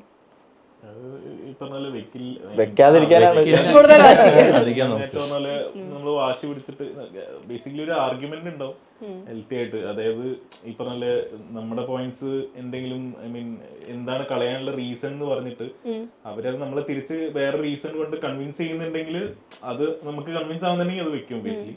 അല്ലാന്നുണ്ടെങ്കിൽ അത് മാക്സിമം വാശി പിടിച്ചിട്ട് കളയാന്നുള്ളതാണ്. അപ്പൊ എഗെയിൻ അപ്പൊ ആ സമയത്ത് കളഞ്ഞില്ലെങ്കിൽ പിന്നെ ഏതെങ്കിലും പ്രിവ്യൂല് ചുമ്മാ ഇപ്പൊ കൊടുക്കുന്ന പ്രിവ്യൂല് ഇപ്പൊ ഡയറക്ടേഴ്സും കൂടെ പ്രിവ്യൂല് അതൊന്ന് മാറ്റി വെച്ചിട്ട് കണ്ടുനോക്കിയിട്ട് ചിലപ്പോൾ അത് കൂടുതൽ ഒരു ഒറ്റ ഫ്ലോയില് കാണുന്ന സമയത്ത് ചിലപ്പോൾ അത് കൂടുതൽ വർക്ക് ആവും. ചിലപ്പോൾ ആ സീനിനുള്ള ഒരു അറ്റാച്ച്മെന്റ് കാരണമായിരിക്കും ചിലപ്പോൾ നിൽക്കുക. അപ്പൊ ഒറ്റ പടത്തിലത് ആവശ്യമില്ലാതെ തോന്നുന്ന സമയത്ത് തോന്നുന്നുണ്ടെങ്കിൽ അത് കളയാന്നുള്ളതാണ്. പിന്നെ നമ്മൾ കൺവിൻസ് ചെയ്യാൻ നോക്കുക. പിന്നെ ഫൈനലി ഡയറക്ടേഴ്സ് കോൾ ആണല്ലോ, അപ്പൊ പിന്നെ അത് വെച്ച് കൊടുക്കുക. ഇനി അപ്കമിങ് പ്രോജക്ട്സ് ഒക്കെ ഇപ്പോൾ ആശകളായിരം ഫെബ്രുവരി 6 റിലീസാണ്. ബാക്കി പടം വരുന്നുള്ളൂ. ഒറ്റക്കൊമ്പനും മോഹിനിയാട്ടോ അല്ലേ? മോഹിനിയാട്ടം. പ്രവീണേട്ടൻ ചത്തപ്പച്ച 22-ാം തീയതി റിലീസാണ്. അതെ, ഇപ്പം അത് കഴിഞ്ഞിരിക്കുകയാണ്. അടുത്ത വർക്ക് കയറിയോ? ഇപ്പോൾ ഒരു സ്റ്റാർട്ടപ്പ് കഥ അതിൻ്റെ വർക്ക് നടക്കുന്നുണ്ട്. സൂര്യചേട്ടൻ പ്രകമ്പനം എന്ന് പറഞ്ഞിട്ട് movie വരുന്നുണ്ട്. പിന്നെ വേറെ ഷൂട്ട് നടന്നുകൊണ്ടിരിക്കുന്നു, ടൈറ്റിൽ ആയിട്ടില്ല. ഇപ്പൊ കറന്റ് മോളിവുഡ് അമീറിന്റെ കൂടെ തന്നെ. അതിൽ തന്നെയാണ് ഫുൾ ടൈം. അപ്പോൾ നമ്മൾ ആ പടങ്ങൾക്കും ഒക്കെ വെയിറ്റിംഗ് ആണ്. Thank you so much. ഒരുപാട് കാര്യങ്ങൾ നമുക്ക് അറിയാനും ഇൻഫർമേഷൻസും ഒക്കെ കിട്ടി. ഇപ്പോൾ സാധാരണ പ്രേക്ഷകനായാലും ഒരുപാട് എഡിറ്റേഴ്സിന്റെ കൂടുതലൊന്നും അങ്ങനെ കാണാൻ പറ്റാറില്ലല്ലോ. അപ്പോൾ നമുക്ക് 4 പേരുടെയും കൂടെ ഇത് കേൾക്കാൻ പറ്റിയ ബിഹൈൻഡ് ദ ക്യാമറയാണ്. അതുകൊണ്ട് വിളിച്ചതിൽ സന്തോഷം. നെക്സ്റ്റ് ജനറേഷനെ എഡിറ്റിംഗ് പഠിപ്പിക്കേണ്ട ആവശ്യം ഉണ്ടാവില്ല. അതെ, അറിയാമല്ലോ ഓൾറെഡി. നമ്മുടെ ഇൻസ്റ്റിറ്റ്യൂട്ടിലുള്ള ആരുമില്ലല്ലോ പഠിച്ച എല്ലാവരും വീണിടം വിദ്യാലയം തോട്ടാണ് എല്ലാവരും. അപ്പോൾ thank you so much. Thank you.